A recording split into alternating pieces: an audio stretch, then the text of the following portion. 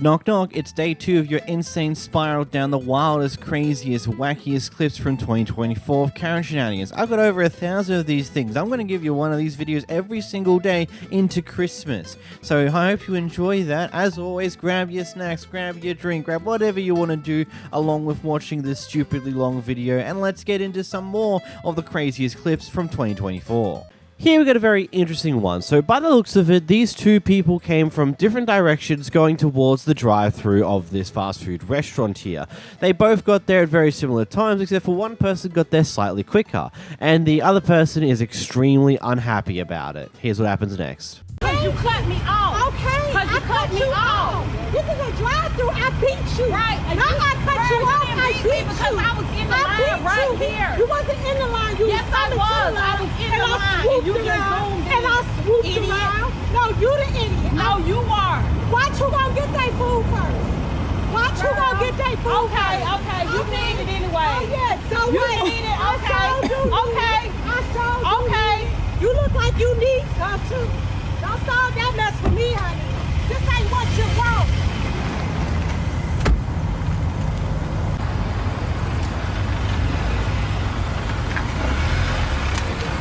I guarantee you, baby.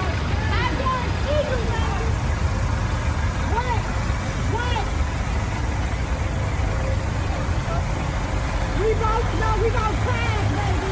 We gon' crash. We gon' crash. I'm gonna be sitting here because if I could get over, we both gonna be sitting right here. We're gonna both be sitting here. Full coverage, full coverage, full coverage.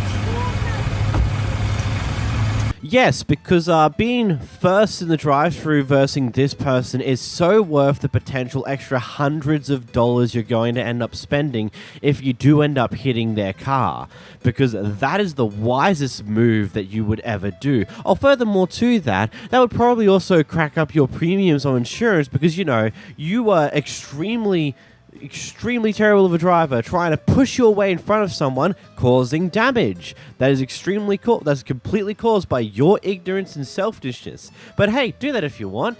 I mean, that'd be a funny story to tell. The story of your $702 Big Mac, for people who know that reference. You guys are the real ones. In this clip, we've got an employee who's recording her abusive manager because they decided, you know what, that's enough. We're going to record and send it to the other managers so they can just see what type of person you are. It means the clean. Whoa! Whoa! I got you on camera, Mike. And you're a I got you on camera, Mike. Guess what, Mike? That's the end of the road, Mike. No, it's not. Yes, it is. Look how disrespectful he is. I'm finna send this video to Lisa. I'm sorry, Lisa. But this is how your other managers treat me. I have a right to disrespect you. You have a right to disrespect what, Mike? I couldn't hear you. Say it again louder for the camera. Say it again. Thank you. We appreciate you. You have no permission to record me. You lazy. Your job is to help stock, not delegate. I don't know. At this point, we gonna stop talking to Michael. Because what have you done since we closed? Absolutely nothing. Absolutely cleaned out the first Frosty machine and I wasn't done. I'm sorry, but I think you've kind of screwed now, Mike, man. Buddy, this clip's like very terrible. Just like the start of it is so bad. Like, just the fact that that's your typical attitude to someone is just extremely absurd. And if the other managers care at all in any vein to anything, really, because if they choose to just not do anything about this, the clip gets out there, and oh well, it already has gotten out there. Whoopsie daisy! And it's not going to look good on the company, that's for damn sure. Here we have a volunteer, Karen, patrolling the parking lot. Work at the school?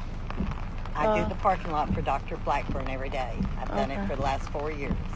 Oh, so you're a school, you're A volunteer. oh, you're a volunteer. And you got out your car in the rain to tell me that. Yeah, they don't care what the weather is. They asked me to do the parking lot. I do the parking lot for 4 years. Okay. Even with a broke foot. Yeah, all of that. Yeah. Okay. You have a good day. If you don't park in a parking spot, I call the officer out. Okay, we'll call the officer. So by the time he gets here, then I'll just move. So go ahead. Why can't you just be nice and move? Have a good day. This is why your kids don't listen. Have a good day. Volunteers shouldn't cuss people. Yes, because that's how you do volunteer work. Going up to random people roaming around the car park going, oh, you can't do that. Screw you. It's like, okay, maybe you are doing the right thing. It just seems a little bit inane, this entire thing. Here we have someone trying to get a prescription for her daughter, and clearly something happened prior to the camera starting to roll that caused her to be extraordinarily agitated to cause this massive mess that we're about to watch.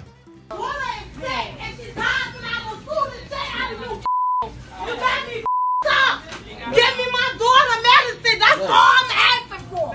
She got my prescription. She keep playing with me. Let her give me my daughter medicine right now. Look, they got the medicine. She just told me to go over there and talk to this lady for the medicine. I told them I don't need nobody talking to me. She gonna just tell me that I gotta have to come over here for them to ring me up. Why don't you just ring me up? Let me go. I just wanna go. Let me get my prescription.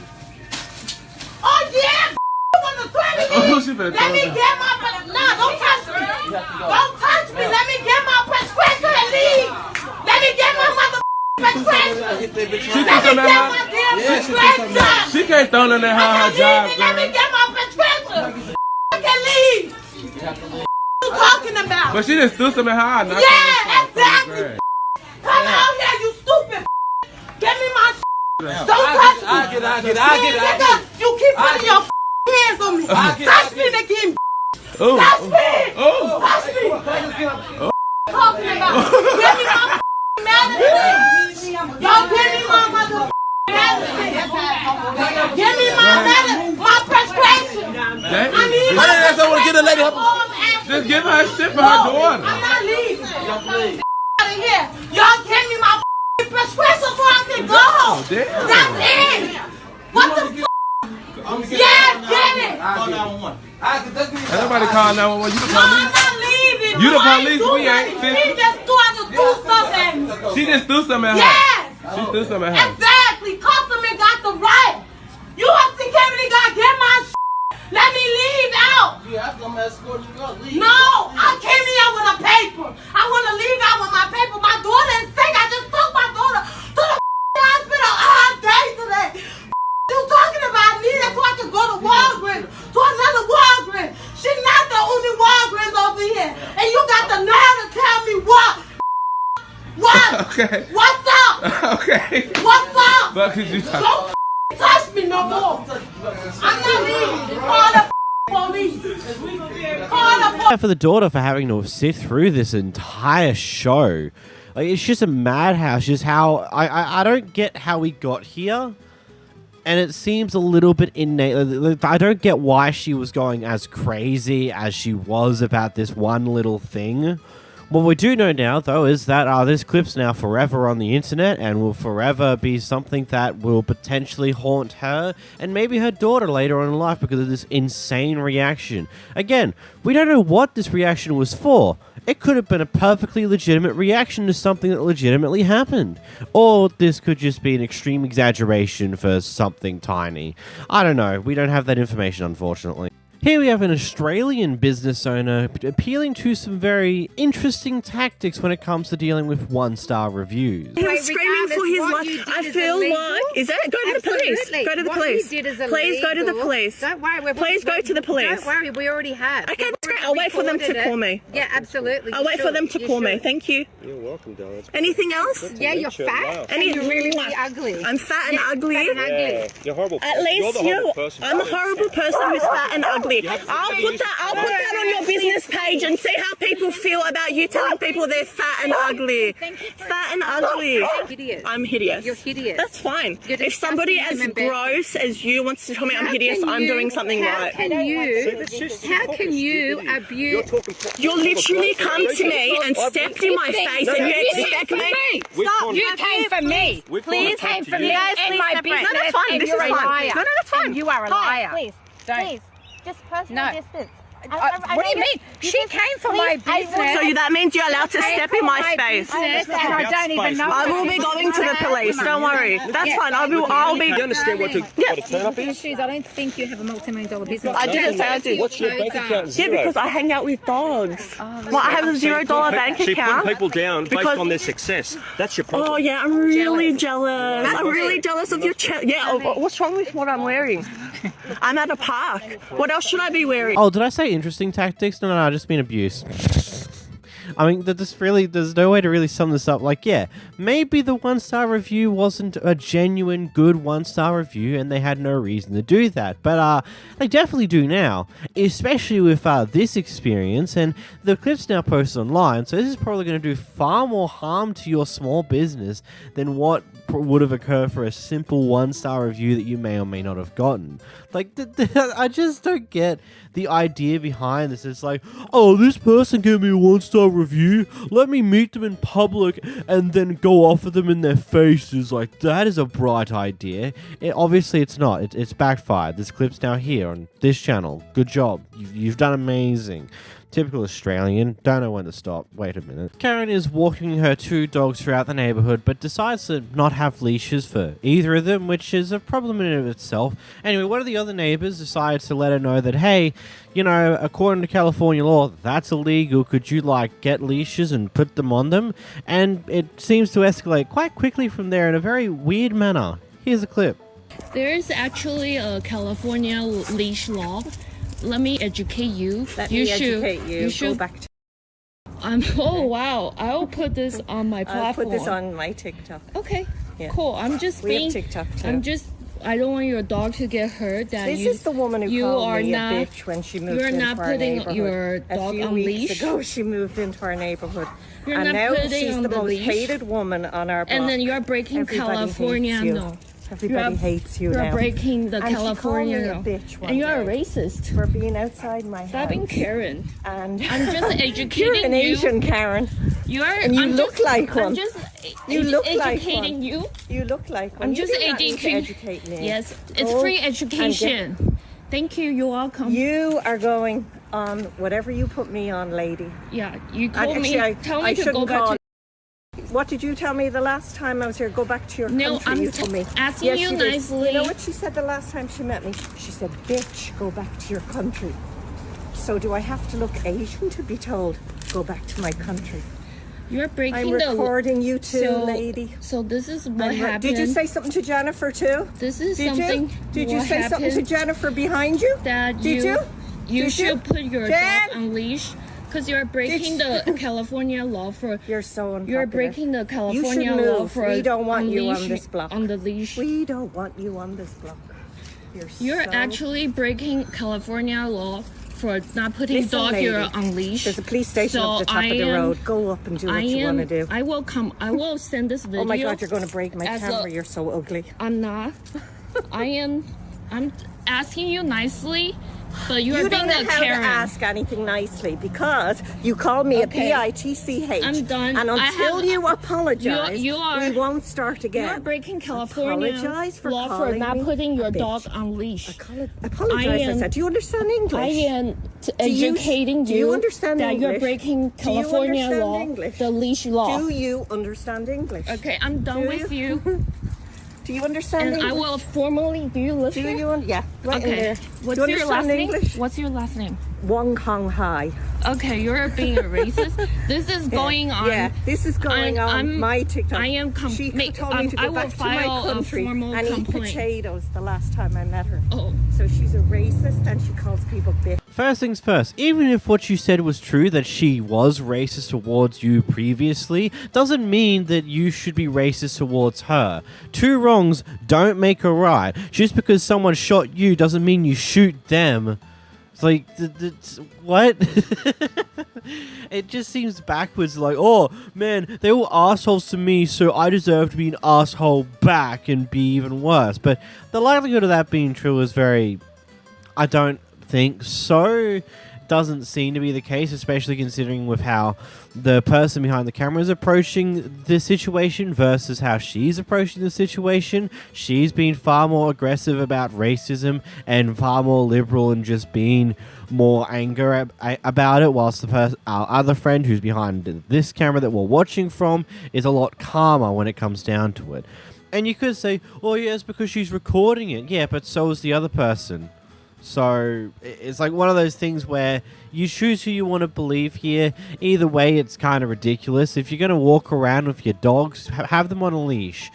A, because you never know when you're going to encounter someone else walking their dogs, and as I've said in a clip a long while in the past, there's people who walk around with their dogs here without leashes, and it almost ended up in our dog, when we're walking it, get into a fight with their dogs, and pretty much the only way we had to attempt to stop that is to stand over the top of our dog in between their dogs, which didn't work out that well. And you know where those type of things go when it's a dog decides to start attacking another dog. Here we have an interesting one at Wendy's here. This guy's going through the drive-thru. He's got a burger that he found to be unsatisfactory, well, sandwich. And so now he's here attempting to get it remade because he didn't actually pay for it. Instead, he redeemed his reward points to get the burger, the sandwich. Hey, you didn't even pay for the burger. Yeah, I know. I used my points. Yeah, I used my points. I can do about it. Well, then make it right then. Well, don't be hateful. You don't have to be hateful. I'm not being hateful. Ma'am, you've been yelling at me. No, sir. You're yelling at me. I'm deaf in this ear. I have to talk loud so I can hear myself. Okay, well, I'm a regular customer here. I know you are. I used to be a manager at Wendy's. I know when the meat was not cooked fresh. Arguing with the customer is not the way to do it. If you'll pull up, I'll make it. Thank you. He said if you'll send your messages, a message through the app, you'll get your points back. You have a blessed day. Really? Yes. What is your name? Jacqueline. Jacqueline. Hi. Hi. I would like what I just paid for with my points. And you asked me for a refund, and I asked you to remake it. And I was going to remake it, but my manager said no. Let me speak to him, please. Hey, Daryl. Want to speak to another manager. Hey, Daryl. He's got it on record. Can we record him?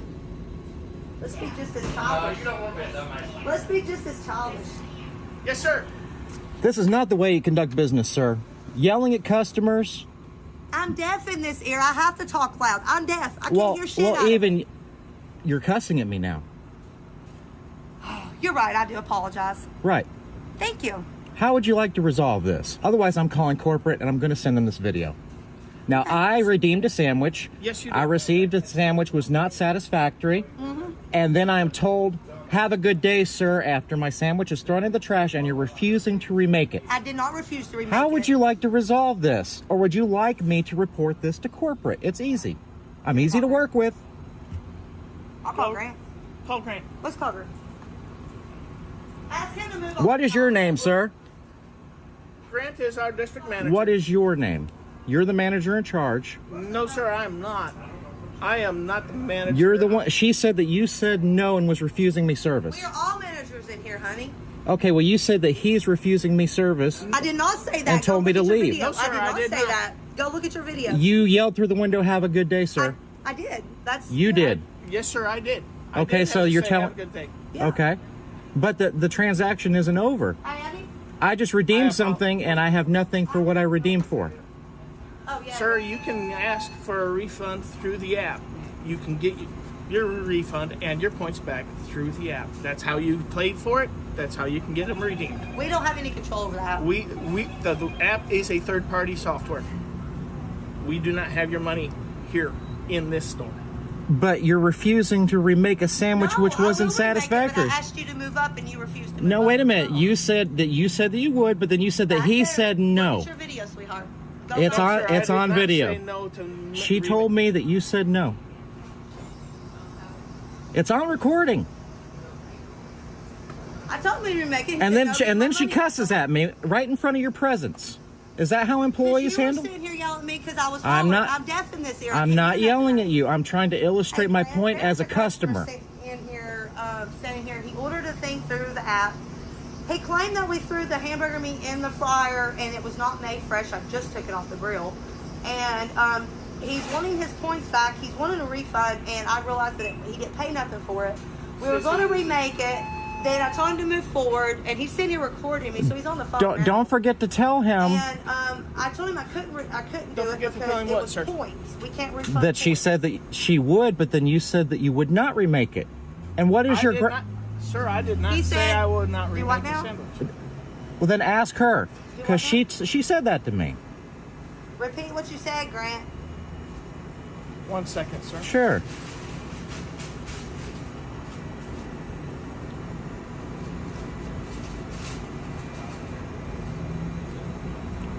We can give you a gift card in the mail, or we can make it again at a later date. This is our DM. Right. Sure, but I'd still like them to review this video too.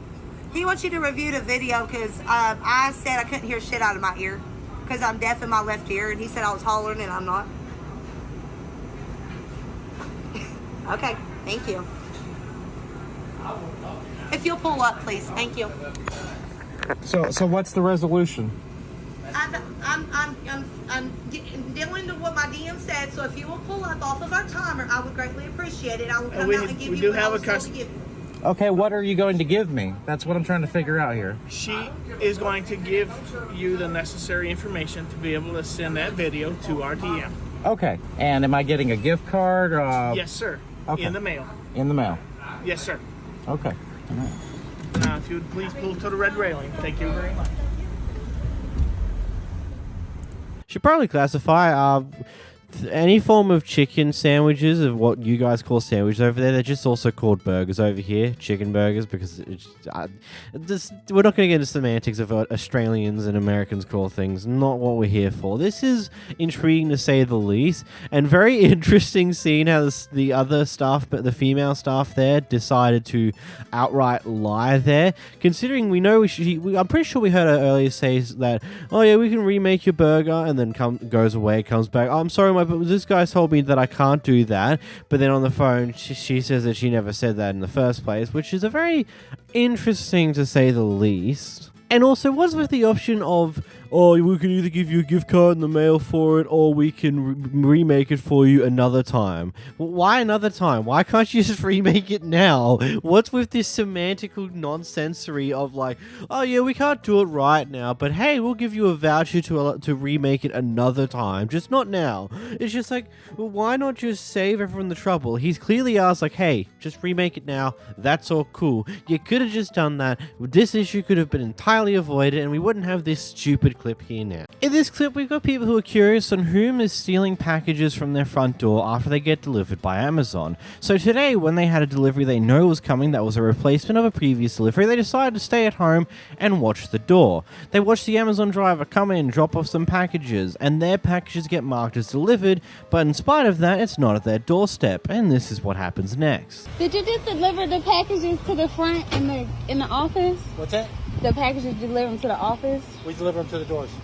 Yeah, so I had one that said it was there and it never came. This has been happening. This is a replacement. I don't know what to tell you. I delivered to the doors. Yeah, it just said it was delivered. Nobody delivered it. Okay. So what do I do? Because this is the second time that Amazon has resent it back and it's not at my door. You can call the customer service for Amazon. Okay. I just don't understand that. I don't know either. Did you take it to the wrong door? We have 10 people delivering to this place. Yeah, no, it like literally. I've been watching you. It said 6 stop, 7 stop. You would be the person. Everything I've delivered is to the right place. Yeah. So we can't deliver. It tells us when it's delivered. Yeah. Where the door is. So. Yeah, that's what it said. There was no picture. It said it was delivered, but I didn't get it. I don't know what the issue is. I don't know. Okay. Let me get his license plate because he said he delivered it and he didn't. I don't know. It's ridiculous. The first time when I asked you, that's my stuff. I got 300 stops. Okay. So I don't know what's wrong. It said it was delivered. You never delivered it. You can put it down there. I'm going to record this. Go ahead. No, so I scanned it in the truck and brought it up. Mm-hmm.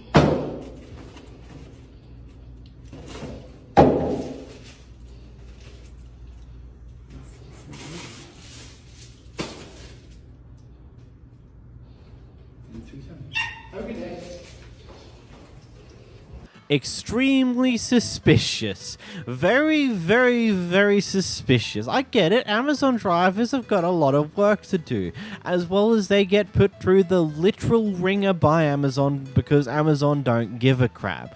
But at the same time, stealing other people's packages doesn't seem like the brightest ideas. So I'm hoping this is one of those cases where that isn't exactly what's happened here. He's just scanned everything and then forgot to bring everything up. Maybe, maybe not. Who knows? This Karen's riding her bike down the wrong side of the footpath and decides to not move into the other lane when she comes across someone who's walking down it. Let's just say things go bad.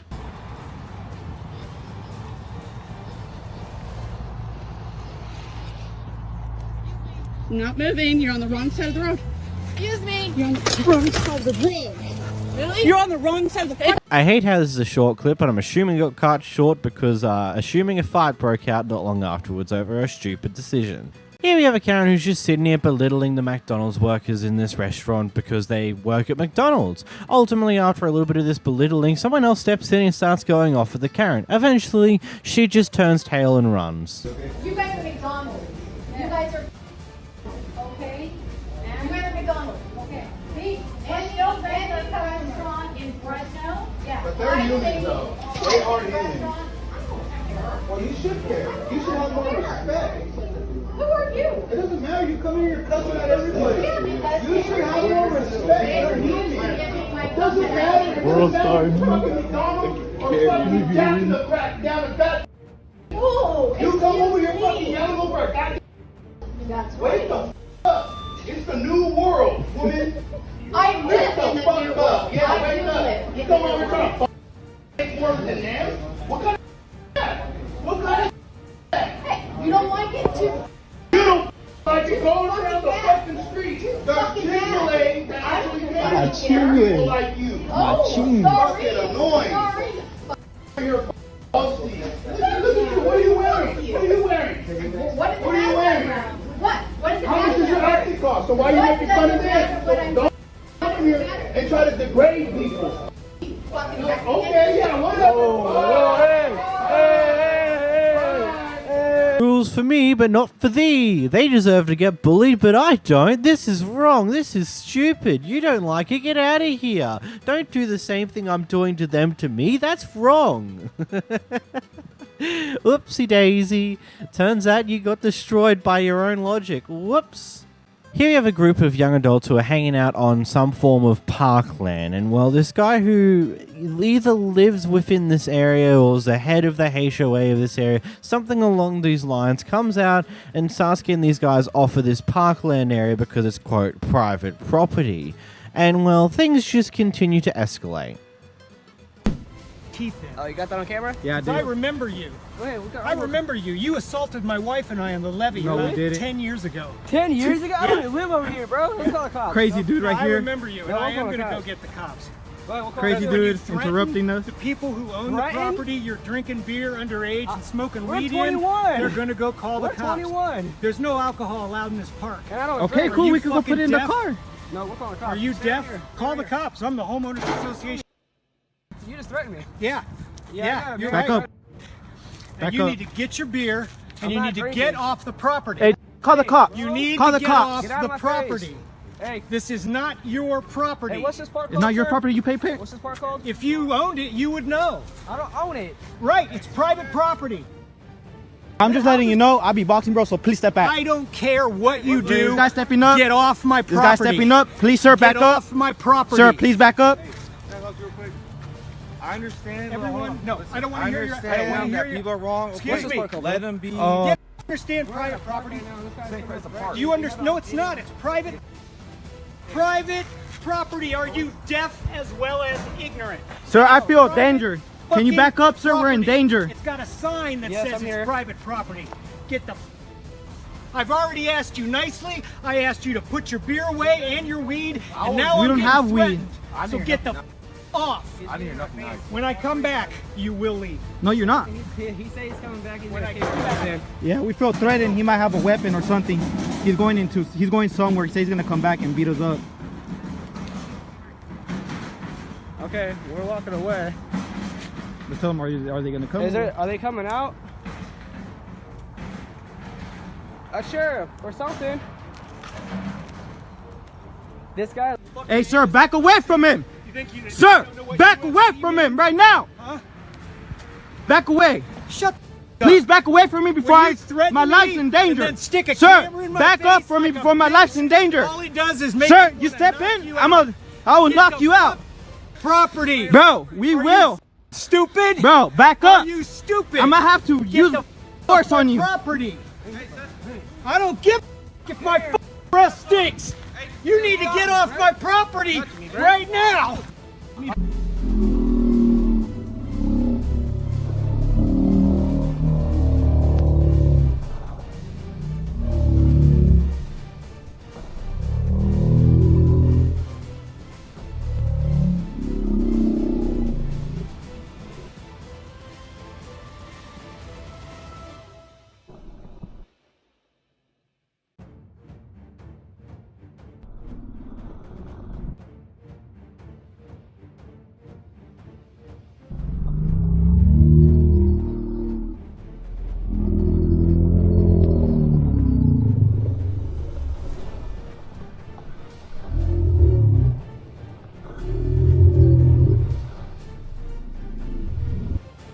Back up. He hurt you. Bro, back up.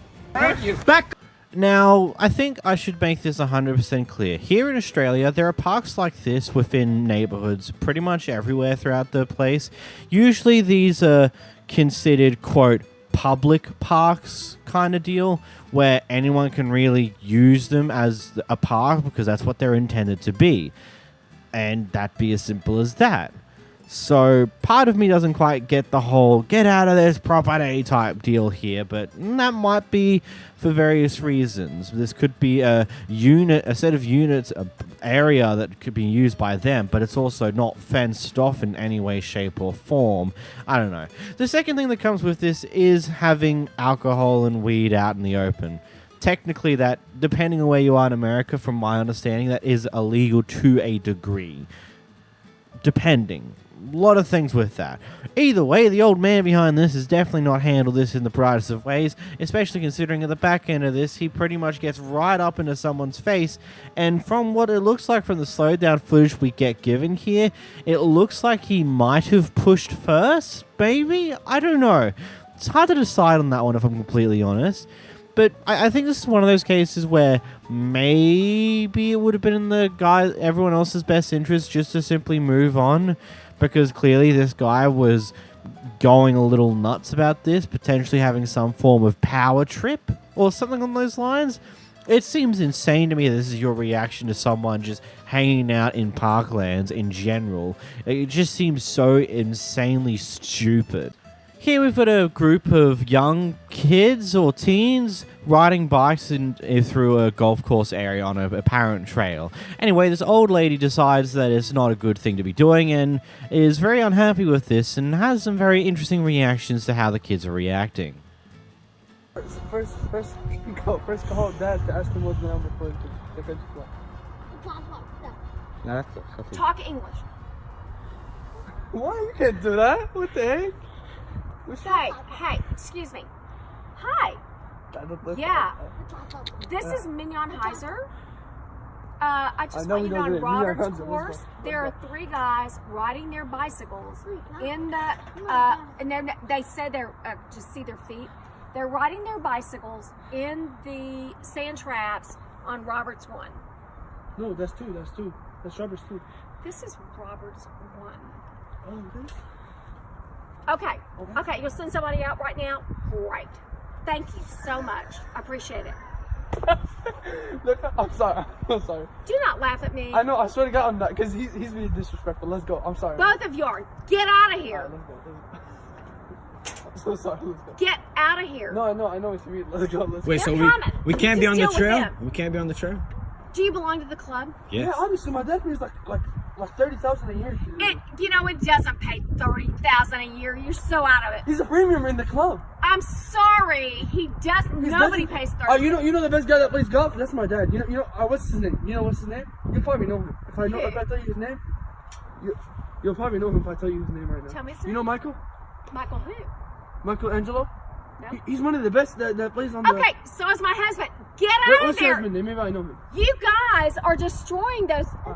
No, Get- no, right now I'm saying I'll rake sorry it. for I'll that. rake I it. know, Don't we're worry about it. wrecking. You know, they're coming out here to play tonight. So get out of here. They're playing tonight. My dad's coming out of here too. Go. Do you... Okay, got it. Got it. Okay, sending it. Ah, crazy ass bitch.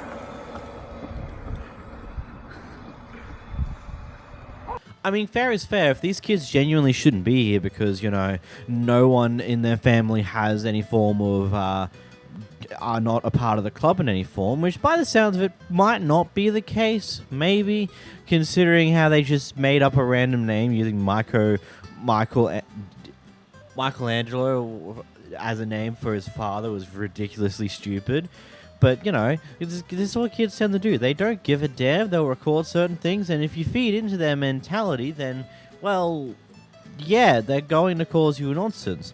But ultimately, I think this old lady has handled it mostly the way you probably should.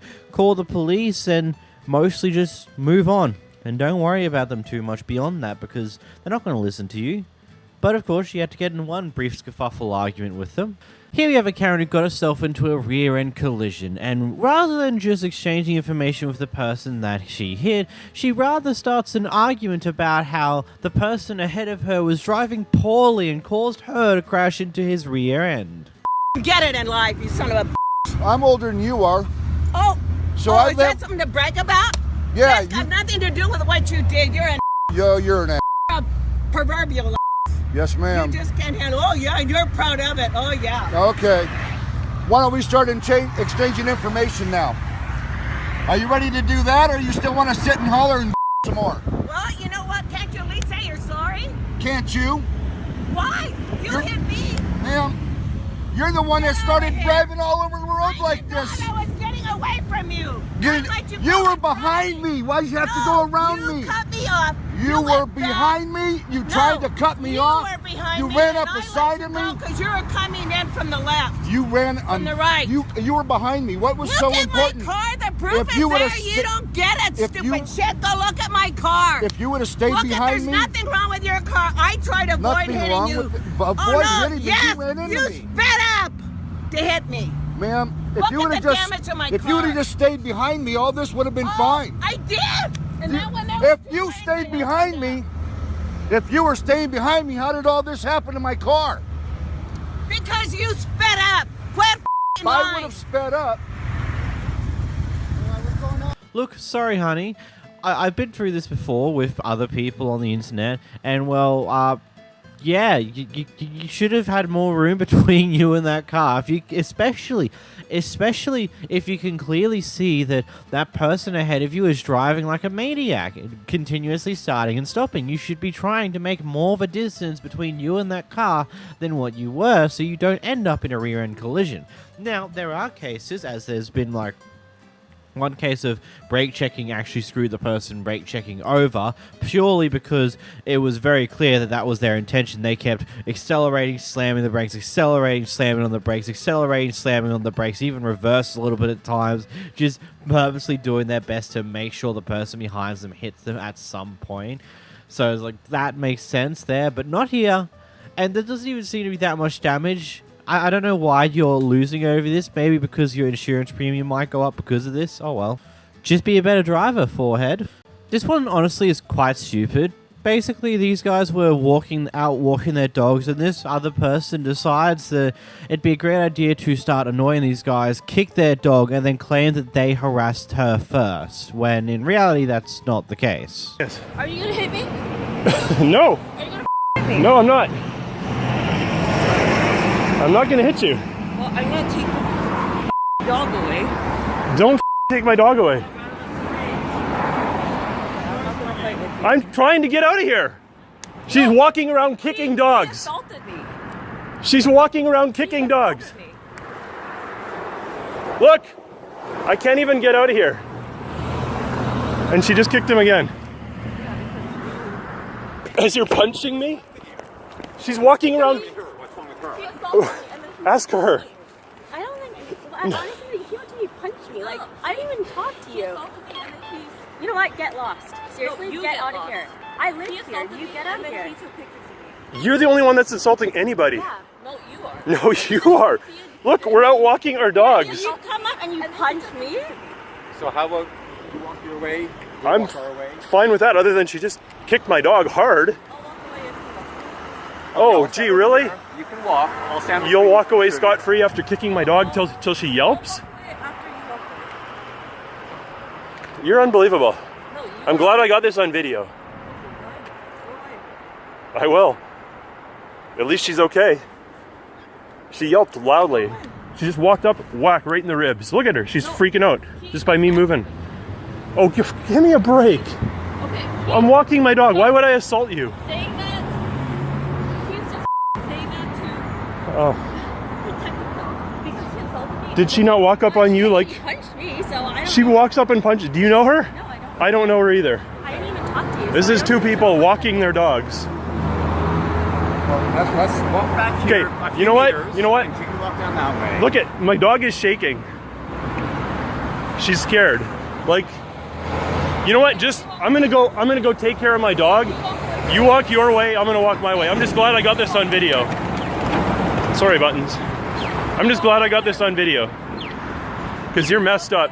You're messed up. No, you are messed up. Yeah. Look at my dog is shaking. She's freaked out. And she might even be injured. Go away. I don't So now I have to take her to the vet to check her ribs. Can you tell him to go away? Yeah, I'm going away. Unbelievable. Like, who walks down the street and kicks a random dog? Shut up and go away, please. Why should I shut up? You go away. No, you go away first. I'm not gonna go away until you go away. I'm not interested. Yeah, don't even... You know what? Nothing's gonna come of this. Let's just go away. Bye. You know, while she was on the road there, I'm just going to say this. By the way, YouTube, what I'm about to say, this happened in video game, in Minecraft, no, GTA. I was just slightly sitting here, it's like she's standing there on the road. What's the bet someone comes around, rushing around the corner, not paying attention, she gets ran over. Again, YouTube, this happens in GTA. This isn't real life.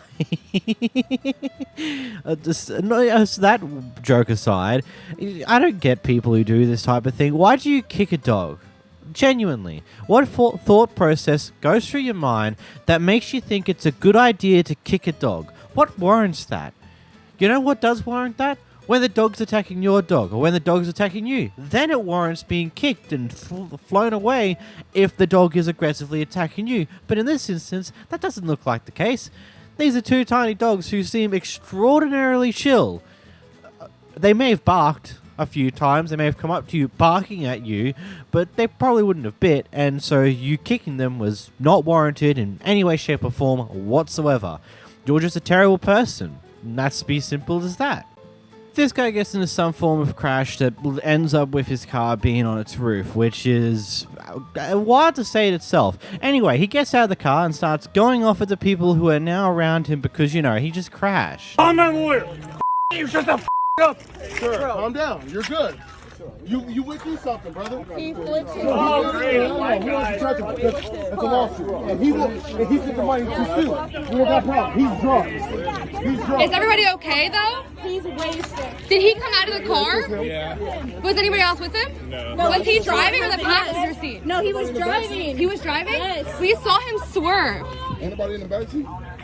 Well, he seems to be okay at least, maybe. Something tells me there's some form of concussion or something along those lines that will probably prop up on a later date if he doesn't get himself checked out. Also, it seems like he's definitely a little bit drunk. So, yeah, drink driving, eh? Not good. Here we have a loud one for you. So apparently the story to this is that these Kevins were pretty racist towards these workers. I'm not 100% sure on how real that is based upon information, but it seems like that would possibly be the case because what else warrants this type of reaction? Get out of here! I'm part of the here! Don't put your finger in my face! You touched me!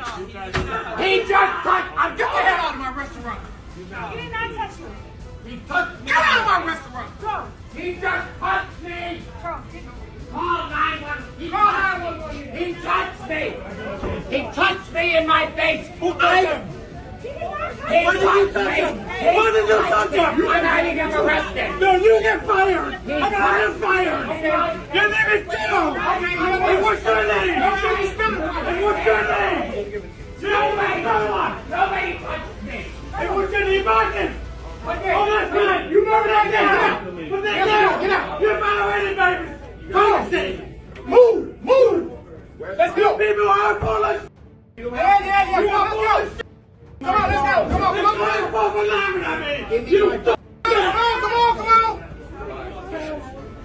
Let's go. I'm calling corporate. Okay, I am corporate. Get out. I got the number. Okay, that's good. Let's go. Come on. Let's move it.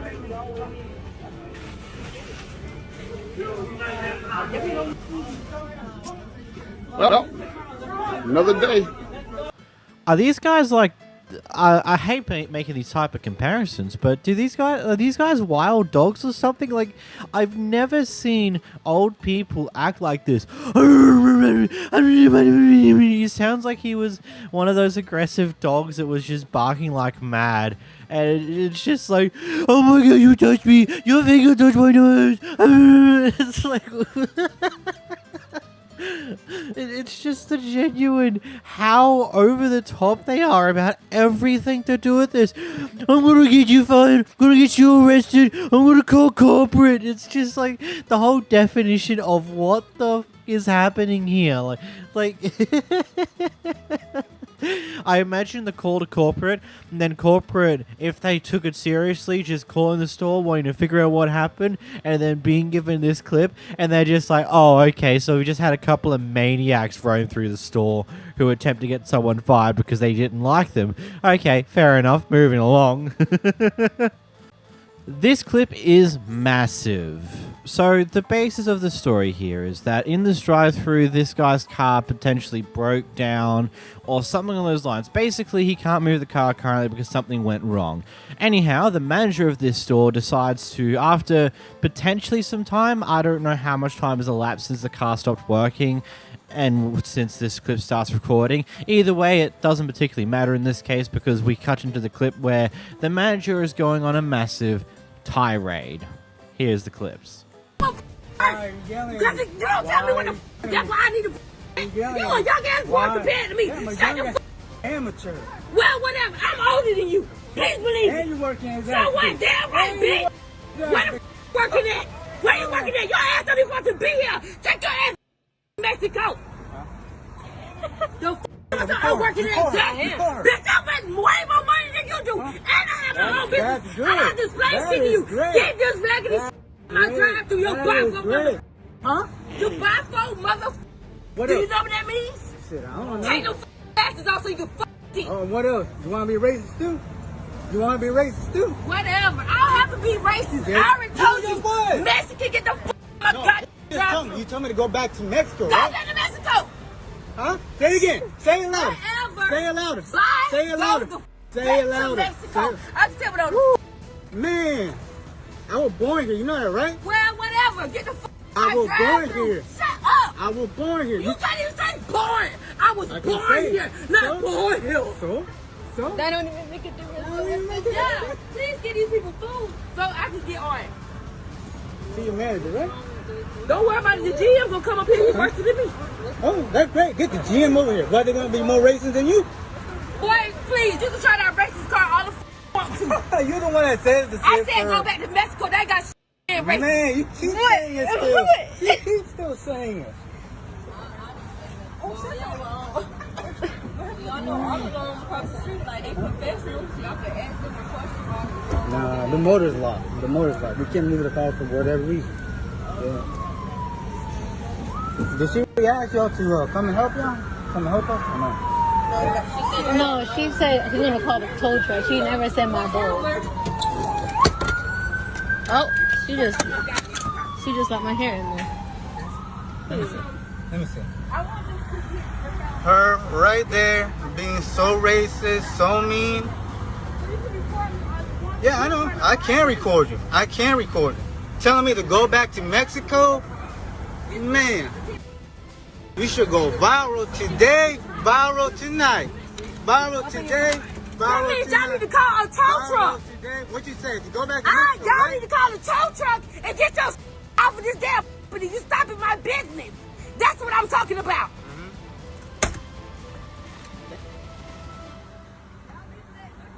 Thank you. You have a good one. But y'all even in the wrong on right. Move your car. We trying to. Don't you see we trying? How you trying? The transmission not working. I can tell by he moving it back and forth. It's not going in there good. Okay. That means you need to push this in neutral and get out my window. Be able to push it. Why you can't? Well, you need to call a tow truck. Okay. Because you stopping our business. We're trying to find any other solution. Well, you been over born down here. You you're ain't know over the here solution. being so disrespectful, Whatever. Find your being solution. racist. I don't have to. Racist is not the word, boo-boo. Get your car out of my drive-thru. Okay. That's what I'm telling you. I'm trying to.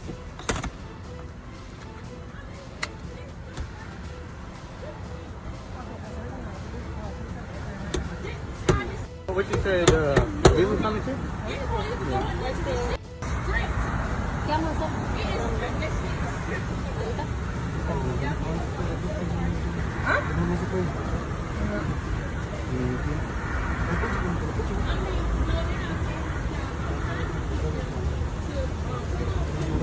And there's the manager here on 2 nights of Zaxby's, lying and everything.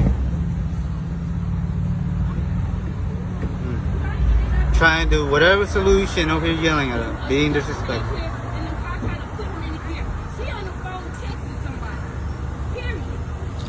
She's on the phone trying to find a tow truck too, man. Oh, keep going, keep going.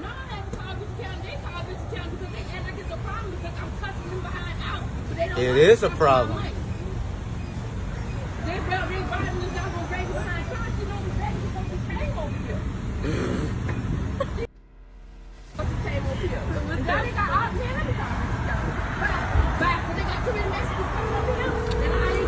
Too many what? Say it again. Okay then. Do it. You can go ahead and do it. Go ahead and do it. Go ahead and do it. Yeah, that's her. She keeps banging on the door. She's the manager. She's the manager. You're kidding me. Hey, how much are we to get? So, can I get your offers? Yes, sir. She's the manager. You're kidding me about this being the manager. Y'all call the police? No, we did. We did. I'll find someone else. Thank you. You're kidding. This is the manager? Yeah. See this. This the same one that was person on the phone? Yeah. I called the police already. And she works here? She's the manager. She said she's the She's manager. the manager? I've been trying to call her. Nobody would even answer the phone. What? I hope y'all were recording her. Oh, we were. We still are. Ooh, if she has a job tomorrow, I'm gonna. Oh, she ain't gonna have no more job. After this, she's not gonna have a job. My dad. You can't want to go in here? No. Nah, the car is stuck. Whatever, and they're not able to do that. So when they get here, they get an attitude with me. Now I need an officer, somebody to come move them. Or Nobody even got an attitude with you. You the first one to call an attitude with us. Being racist, calling me to go back to Mexico, telling me I got more Mexican people coming out the way. Can't even say nothing. You just literally saying, you're gonna throw something in my face.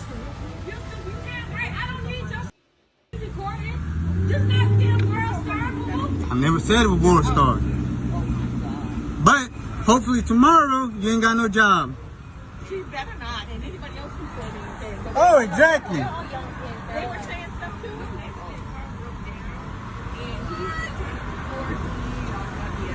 And I can record you. And you were being racist. You was being racist. Got it on video. Got it all on video. Got it all on video.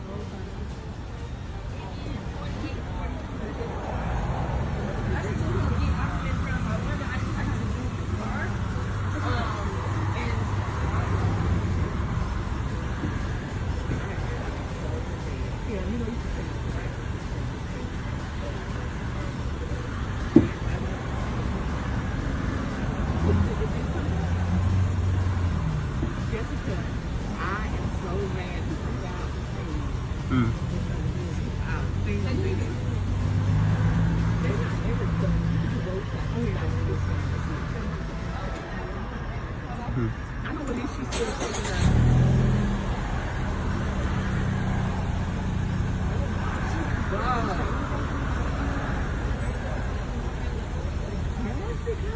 I'm so mad. Tiana told me. I say, Tiana, get me over here.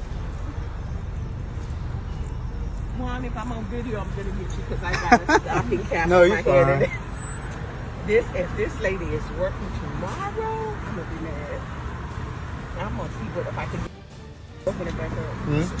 For Oh, yeah, I know. what? For what? She should really just go home. Okay. Man, why don't you just go home? Hey, you know you messed up. Yeah. You know you messed up. You know you messed up. You know you messed up. Not gonna have a job. Sir, can you move your car? Now you're changing your attitude. Now you're changing your attitude. Exactly. Well, I'm not. I'm the manager here. I'm gonna be working here tomorrow. Whatever. You better not be here tomorrow. Go find another job. Go find another job. You must be mad at me because don't get a life. Get a life. I'm gonna be here from now until there. You can say whatever the want to. You're mad at you because of that. I don't give a You're Bye. a manager? Bye. A manager? That's what I said. You're a manager? And you. Customer service? Whatever. Bye. Customer service? Who taught you that? Who taught you that? I'm glad I don't act like that.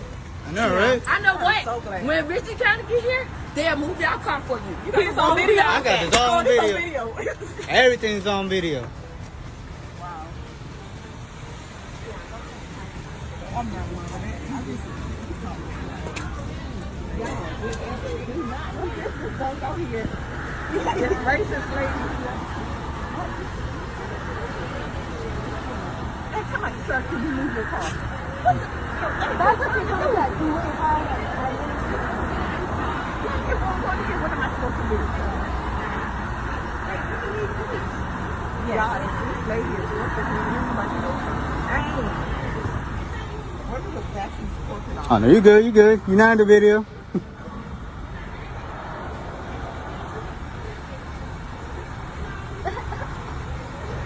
Now she's getting people to block her.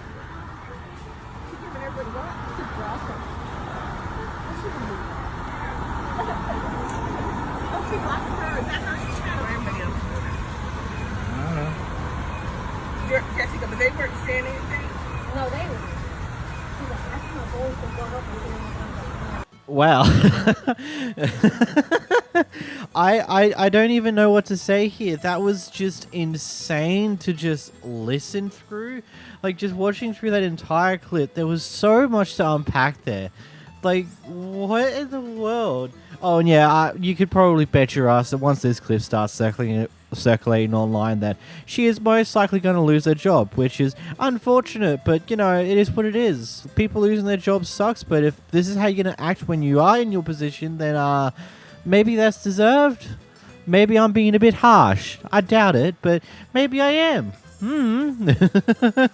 Still, this entire clip was completely insane. This Karen is particularly interesting. So apparently this is a recording that occurred at the back end of the supposed relationship between the person behind the camera and this Karen here, or someone else potentially. Either way, this is the end of a relationship, and this is one of the things that happened. Alright, so for the record, Stop! I'm telling you, you can get out.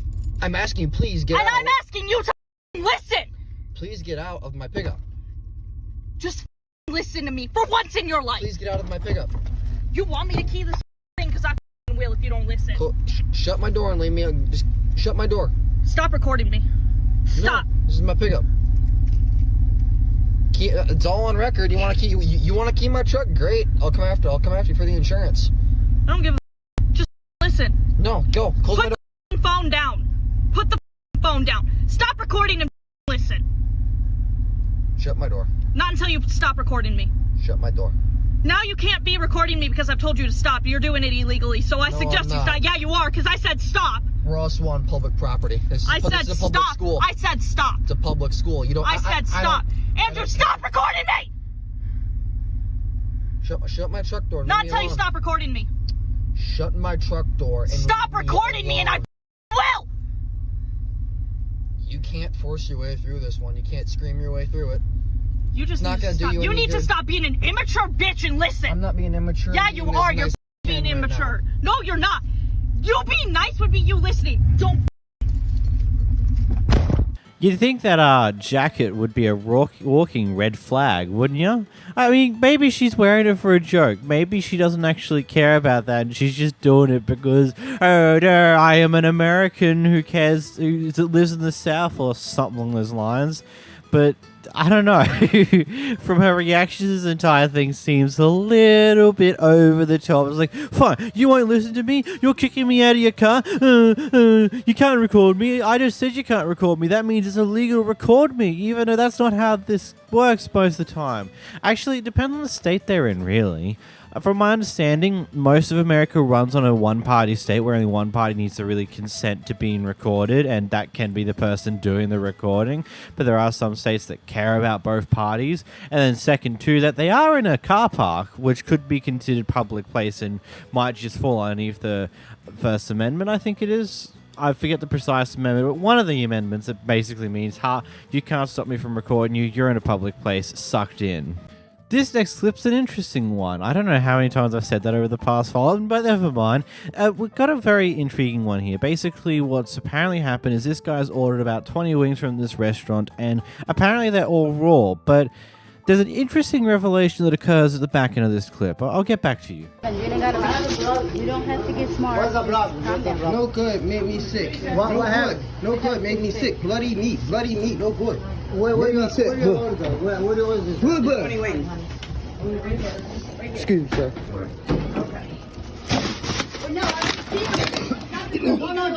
I already threw up in the bag. You want to serve it to the people? No, we just want to see that they're. I want to see. Listen, it's off on it. You don't have to do that. Listen. Don't feel sick. There is no. I gotta go to the hospital. There's a hospital there. That's what I'm saying. My sister is here. Alright, so then you just go to the hospital. What's that? Oh shit! It's throw up in it. I threw up in it. What is that? It's 20 wings. What is that? 20 nasty raw wings, sir. How come raw? You eat all of it. What are you doing? What do you mean? 20 nasty raw Listen, don't talk much for me, okay? I'm Devon Johnson. Okay? I'm Devon Johnson. For some weird reason, despite there have been 20 wings, there isn't 20 left in the bag, which is... I don't even know what to think about that one, to be completely honest. Is this guy just that absent-minded that not only did he not see the chicken being raw, he didn't feel it when he was chewing it? Because chewing cooked chicken versus biting into a piece of raw chicken is distinctively different. Trust me, I've experienced it. It's not fun, but I don't get how one would not have noticed that until way later.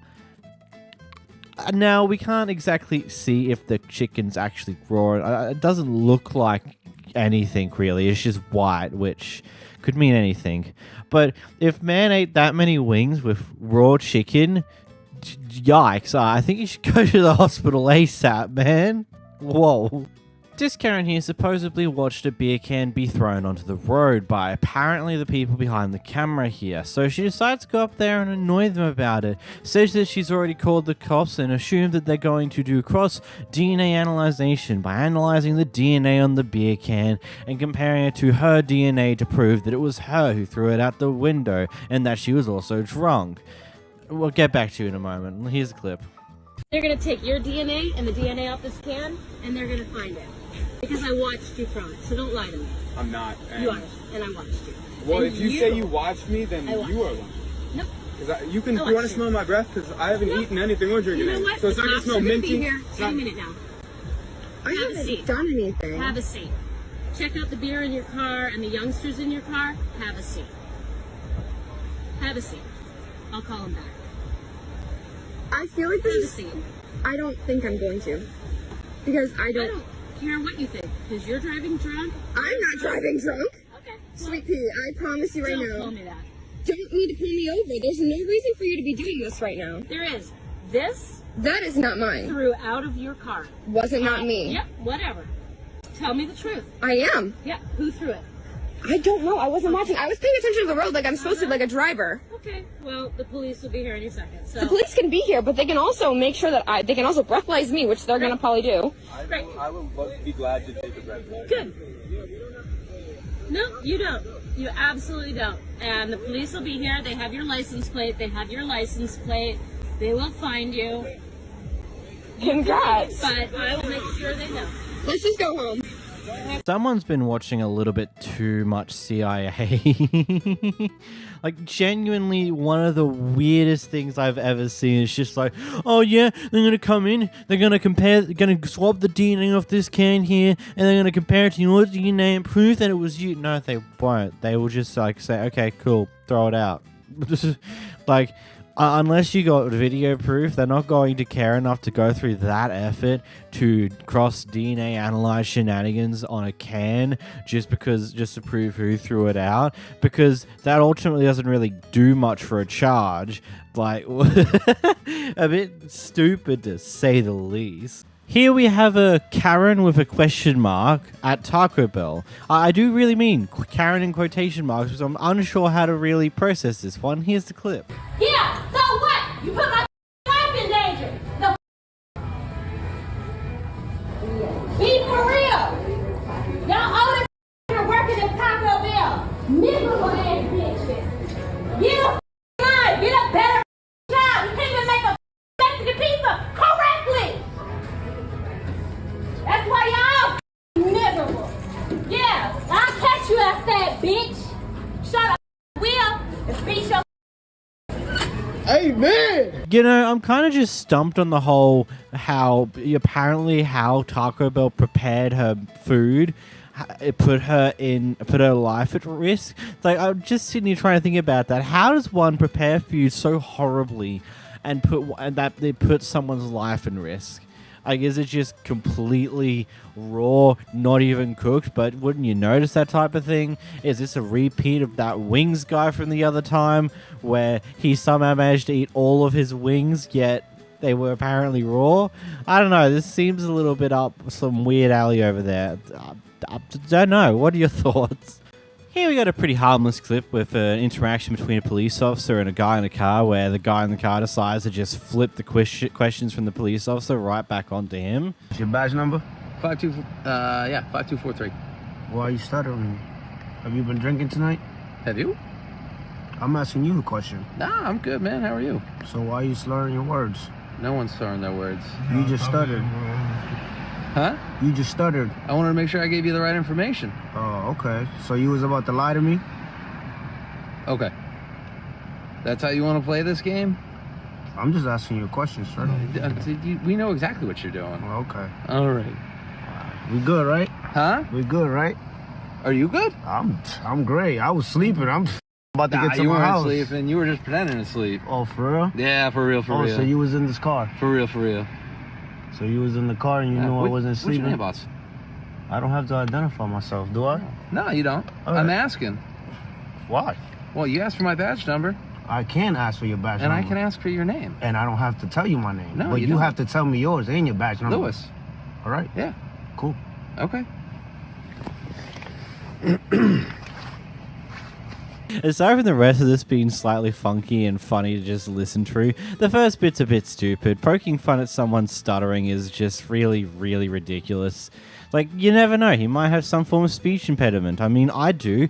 You probably don't hear it too much. You might hear it every now and then where I stumble a little bit over words. It's just purely because I've been doing this type of thing for long enough. I've gotten good at talking without stumbling over myself, but it happens. You go to stuff that I made years ago and you'll notice it a lot easier. But speech impediments are a thing. And they have nothing to do with if you're drunk or not. The rest of this is just funny. And yeah, the officer can ask you for a name. You don't have to give it. By no legal means do you need to give him your name, nor does he need to request it from you. But he's allowed to ask. That is a thing. Most likely you should always don't, but you know, it's a thing. Here we have an interesting argument over a car park. Basically, what seems to happen before this is that the Tesla gets into the car park section first, sees someone pulling out, and seems to wait and roam around this car park, but then goes past it, back forward. I'll let you watch the clip, and I'll get back to you in a moment, actually.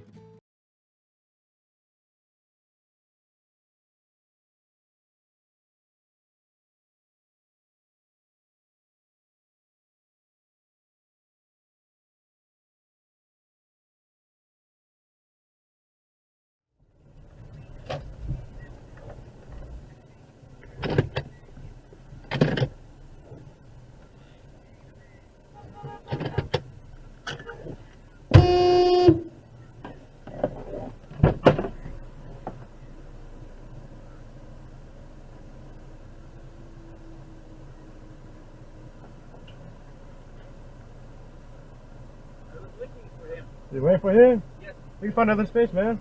What? Alright, you can go find another space. No, I was waiting for him. You're waiting for him? Yes. Well, anyone behind you? Yes.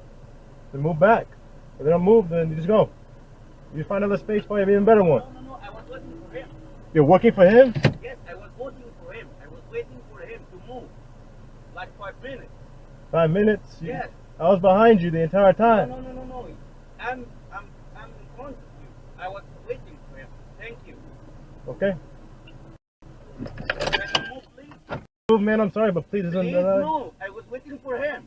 I'm sorry, man, I'm sorry. No, sorry. I'm going to call 911. Do it. Call 911. Do it. Do it. No. I was waiting for him. Okay, go call 911. Do it. Call it. Okay, no. You're abusing me. I was waiting You for drive, him. man, come on, What man, are you don't be doing? like that. What are you doing? What am I doing? I'm doing whatever the hell I want. I was waiting for him. I'm sorry, but life's fucking Be tough. nice. Life's fucking tough. I'm sorry. Don't fucking scream. See, I was waiting for you. Just go. Just go. No, I will not go. Go. I was waiting for him. I told you. Man, you're embarrassing your wife right now, bro. This is not good. It's not good? This I'm is sorry. not good for you. No. I was waiting for him. Why you are not going to check another one? Because I'm making a So big effort to pull it I'm out. supposed to wait him for 5 minutes and become and bark? What? I'm not barking at you. I'm sorry. I'm not. You didn't see me? I was waiting for him. You didn't see me? I did see you. But So you're why out you there. bark? You're sitting. Why you bark? Because I parked. If you see me, why you bark? Then move back for your reverse place. I moved back for you. Never move back. I was waiting for him. He Okay, can't drive. move on. He can't drive. He needs space. I made space for him. I made space I for was you. nice for him. I was nice with him. It could have backed up all the way up to my front bumper and I wouldn't have found with it. Please, I was waiting for him 5 minutes. It's my fault. It's my You fault. telling me I'm abusing you, all that shit, you know. I rewatched this clip a few times just to double check my basis and also to make sure that, you know, he has functioning indicators. As he's driving into this section, which I've cut that clip out because it's just not necessary. It's just fast forwarding from when he first sees the Tesla driver pulling into the section before him. He has an indicator that he turns to go into the car park section itself. But from what I can tell, from watching this multiple times to double check that he wasn't, he did not have his indicator on whatsoever to signify that, hey, this car park here, I want to take it. He did not have the indicator on whatsoever. Like, legitimately, to me, at least my understanding over here in Australia is you use your indicator to communicate this type of things. If you're waiting for someone to pull out of a car park, you flick your indicator to let people know that you want that car park. And then 9 times out of 10, people will acknowledge that and will either go around you or wait and let you take that car park and then go past. I believe it would probably be somewhat similar because, you know, indicators are the communication that you have with cars. So in my opinion here, it's as simple as you did not have your indicator on signifying that you want that car park so you can bug off. That's as simple as that. You failed to use your indicator, which is your form of communication. And because of that, you did get this car park because I was here as well waiting for a car park. So, tough luck. Move on. In this clip, we've got a guy who is pretty much coming to check out of his hotel, and apparently earlier, one of the hotel staff members came up to his door, knocked on his door about 15-ish minutes before close time, before the checkout time, like, hey, make sure to check out soon, cool beans, to make sure they didn't get a late fee. Apparently, they mocked him afterwards, and well, now we have this thing happening. Here we go. All right, who's the boss? Who's the manager? You the manager? You the manager. Yeah, can I help you? You're the manager. Who was just knocking on my door? That was me. That was you, and you were the one who was mocking me because I heard you mocking me at. Because really, so that's how you do business. You mock your customers. I was coming down there. If I tell you what time is to checkout? keep you from getting extra late charge. No, I'm not going to do that. After 11 o'clock. You see, I'm an elite diamond member. After 11 o'clock. You see, I'm an elite member. I'm a diamond member, and they don't. I get late checkouts. Well, okay.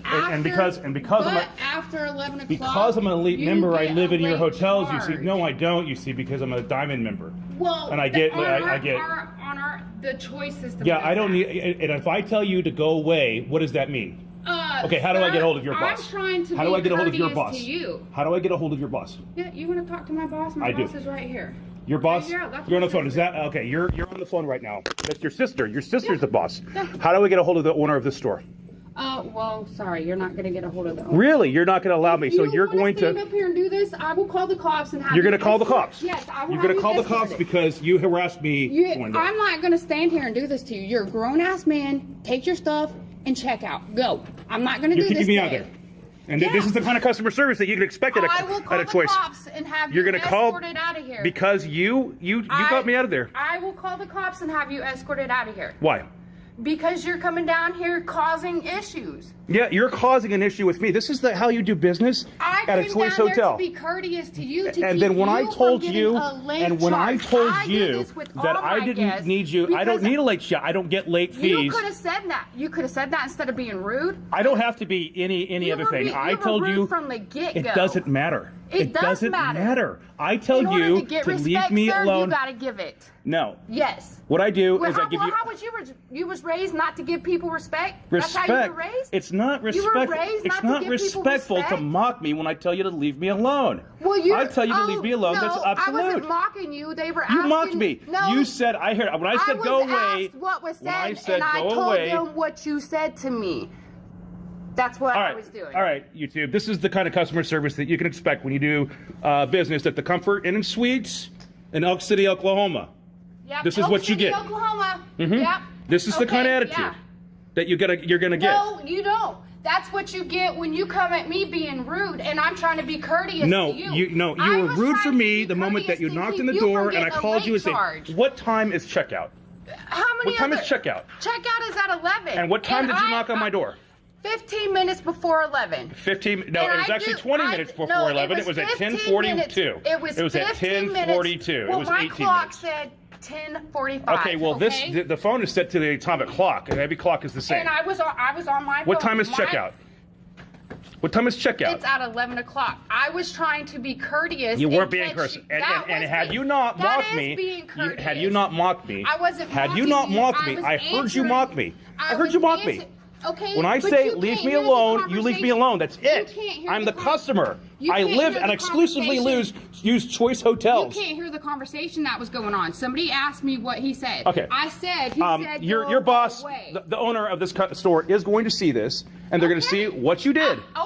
Choice hotels. I'm going to be sure to let the owners know exactly what Good. happened. I want to talk to them. Are you going to? Because the owners don't put up with customers like this. Go away. Yes, I said. There you go. There you go. Yes. That's the kind of customer service that you can. She just mocked me again. I got you on video mocking me. Fine. Okay. Hi. Hi. Mm-hmm. Hi. Yeah. Hi. Now you can go, or you can be escorted out by our police officers. Please, there you go. Yes, start brushing up on your resume, sweetheart. Okay. You're about to find another job. Okay, bye. I'm sorry, you're just a prick.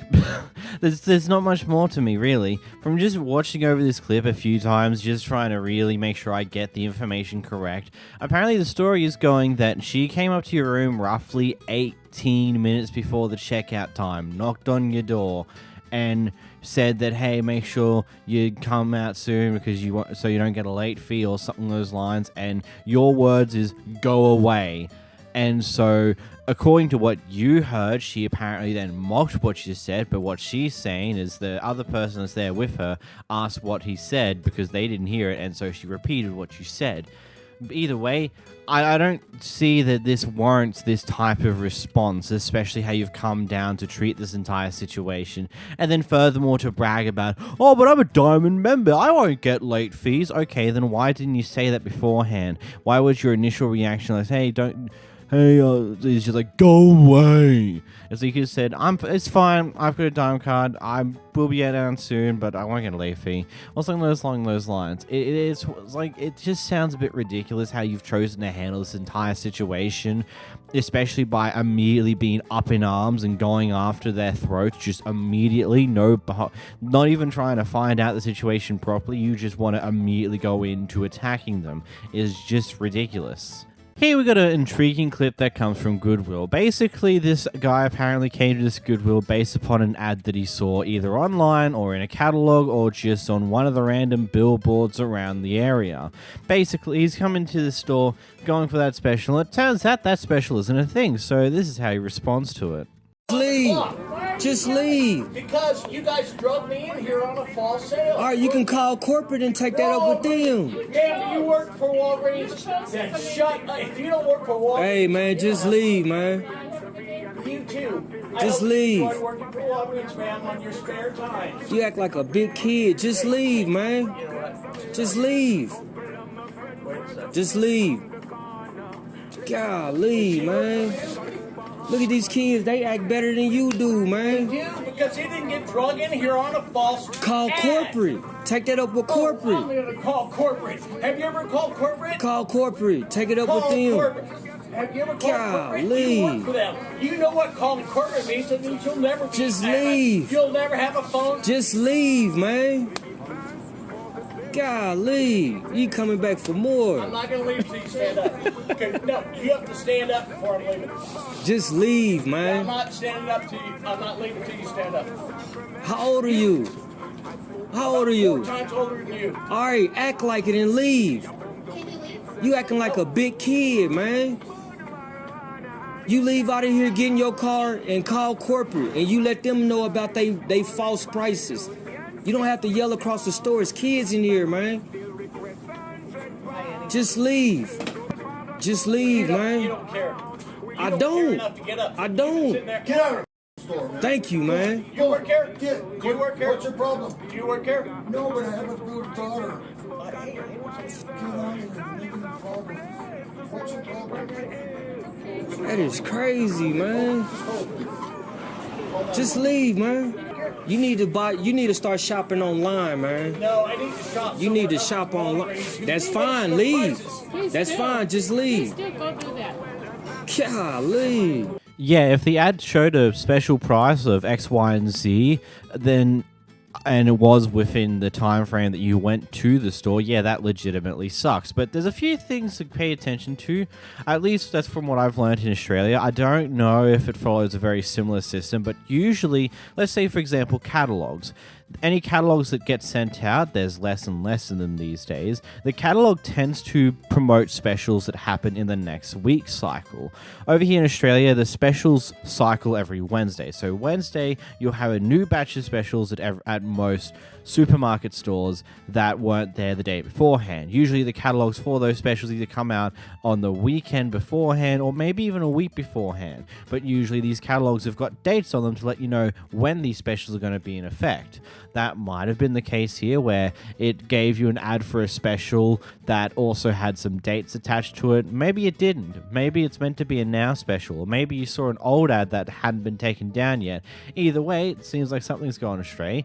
But I love his reaction when he finds out that he's been told to leave multiple different times, and then he's just like, you know what, you stand up. I'll leave after you stand up. That's such a ridiculous thing to that makes no sense to me. Like, oh yeah, I'm gonna leave if you stand up. What happens when he stands up? Nothing's gonna happen if he stands up. I legitimately don't get why you're making such a wacky request, man. Here we have a family who gets caught skipping the entire line at this water park, and they get a bit of karma for it.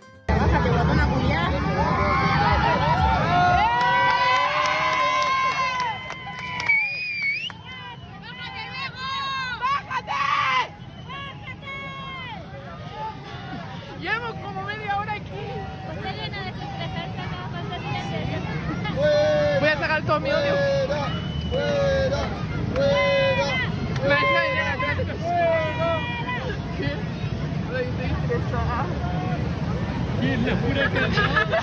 Ya verán los pagos. Voy a llamar a mi tío que es carabinero. ¡Ya, po!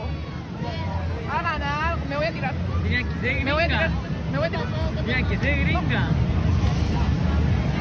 Si la puedo poner al mishap.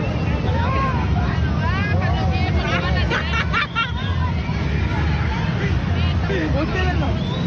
¿Quién se?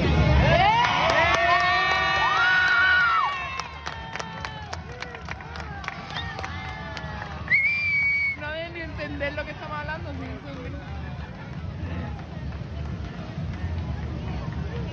Eso, no la van a dejar subir de nuevo. La tienen que echar ahora. Y la bruta preguntó, ¿cuánto me demora esto? Y los cabros ahí. Pobrecito.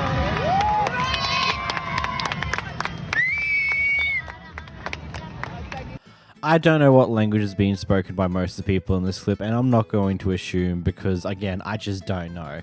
But I would assume that the family who's now been pulled off this ride would not only just be super annoyed at this entire mess, but there'd be this whole level of embarrassment of all these people up there chanting for you to, I assume, chanting for you to be removed or something along those lines, basically adding on to the sheer embarrassment of being caught doing something this stupid and then having everyone around you chant for your demise effectively. It's hilarious. It's amazing. Here we have a pair of whom I assume are roof inspectors, or at least one of them's a roof inspector and the other guy is just there to give second opinions. I'm assuming. I'm not 100% sure how this works. I'm gathering this is probably something to do with some form of claim from weather damage, yada yada yada. We're moving along from that section.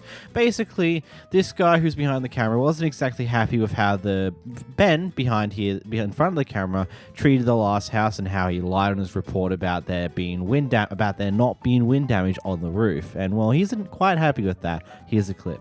Hey Ben, bro, here's the thing.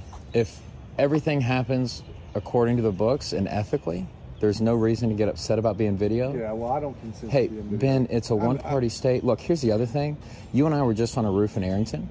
We agreed that there was wind damage. You filed in the report that there was no damage at all, and I didn't video you. I gave you the benefit of the doubt. I had good faith in you, and you abused that. So I'm not doing this again, and I would love to get a new adjuster out, someone that'll actually do their job ethically and according to code, because I'm not going back and forth with you on this, Ben. I did this once, and they're closing the claim. So now we got to get an engineer out, because you lied to me, and you lied on your report. If you were doing things right, you wouldn't have a problem with being videoed. Because if you have nothing to hide, you wouldn't mind it being on record. Oh, I have nothing to hide. Then why do you care? Consent to be videoed. I don't need your consent, Ben. It's a one-party state. That's tough. If you want to get in your truck and kick rocks, you can. I'm about to. Sweet. Thanks so much for your time. You bet. Yes, sir.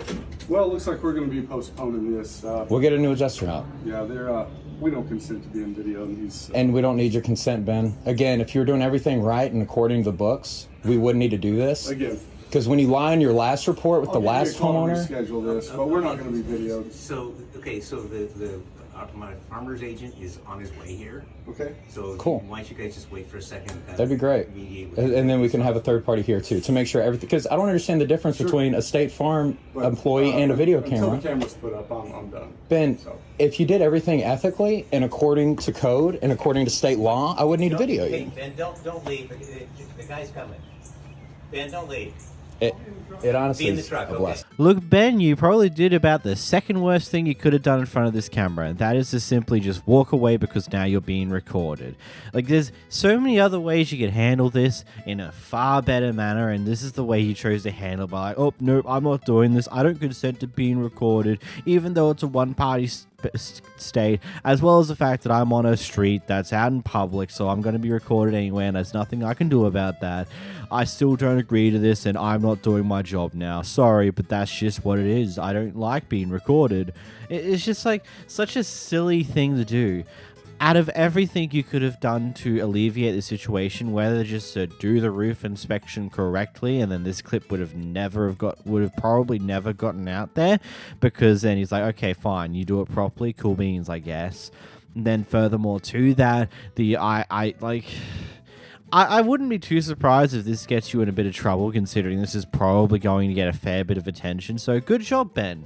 You Good job. You might need to go searching for a new one, but with this one here, we seem to have an interesting predicament here. Basically, there's a person hanging out at this hotel that's been there for way over a month now, is being effectively an overall nuisance to everyone else in the hotel. This person goes to complain to someone at the reception desk, and the reaction is intriguing. Corporate knows that that is your answer, that the smoking and that is all acceptable, and that is the downfall of living in a hotel for a month and a half. That's what you stand by. Okay, this is perfect. Oh, you're so very welcome. What is your name? Wendy Worrell, Worrell. Okay, and you are okay. You're telling me that that is the downfall of living in a hotel. Whatever you say, ma'am. You have an a extended wonderful stay. day. That is the downfall. This is not extended stay. Or whatever the hell it is. Okay. Okay? It's the same thing. So thank you. And if you're not happy, you're always welcome to leave and go to another hotel. Okay. All right. This is perfect. And what else? I love your customer service. What else? Isn't it great? Yeah, it's wonderful. It's wonderful. Thank you. I know it's wonderful. I do genuinely wonder why this is the choice reaction here, because isn't like the point, isn't like one of the things at hotels you kind of need to have some orderly conduct and not be a continuous annoyance to other people who are also in the hotel? Or is this a simple case where no one else has actually complained so far because no one else either wants to complain at fear these people might do something, or care enough to actually make a complaint because they're not there long enough to need to make said complaint? I don't know. This is an intriguing one. I mean, to me, it's as simple as that, okay, this person is been there for a month and is being a continuous nuisance to customers who are also here at the hotel. I wonder how long that's been going on for. Has other people had to deal with this and they've just chosen not to complain? Is there something more I need to look into? Instead of just saying, if you don't like it, just go to a different hotel. Really that simple, you know? Here we have an old lady who gets herself into a bit of an accident and seems to be a bit off the nut case here, you know? So let's just see this interesting interaction, right? Damaged. My car is damaged. Where? Right here. If you want to see, you can come over. Shit! Why are you hitting my car, lady? Because it's not damaged. You bitch! Would you tell her to get away from me? She's crazy. Just talk with her, And It's not damaged. I mean, usually what you're supposed to do in an accident is we exchange information. Bitch. You don't have to do that. You are a crazy bitch. Is she driving away? Have her license plate? Yeah. Huh? I got it now. She just drove away. I know there wasn't any visible damage, but isn't that just a hit and run right there? They just left the scene of an accident without providing any information of anything whatsoever. And also, is it just me or did she almost hit that Mitsubishi up there? Like, she was going to be driving head on into it until last moment, slightly swerves into her side of the lane because, she was driving down the middle of the car park lot. These are people's lanes, buddy. You gotta go into your lane. It's not just your road. What a nutcase. The story behind this one here is this person ordered food, checked it, and then left, and then came back 20 minutes later complaining that the food was soggy. Things quickly escalated to the point where we see this recording. I don't give a about that either. Don't record me. You don't have no permission to record me.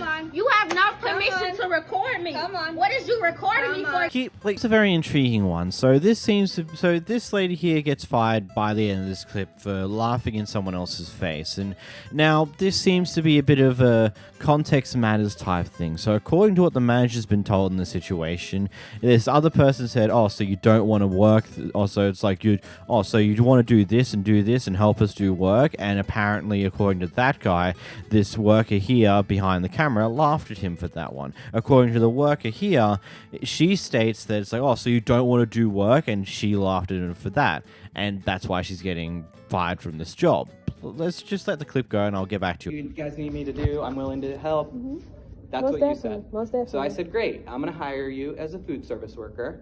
There may be time to time where you help out in Starbucks, but your primary role is gonna be food service worker. So maybe there's a miscommunication between you and I, which is fine. So if you don't want to do the job, I'm gonna let you finish talking. I ain't trying to interrupt you. You just did interrupt me though. Yeah, but I just want to let you know I do want to say something afterwards. I apologize for interrupting you. Okay, what would you like to say? No, I'm gonna let you finish. No, I'm done. I don't really have anything else to say.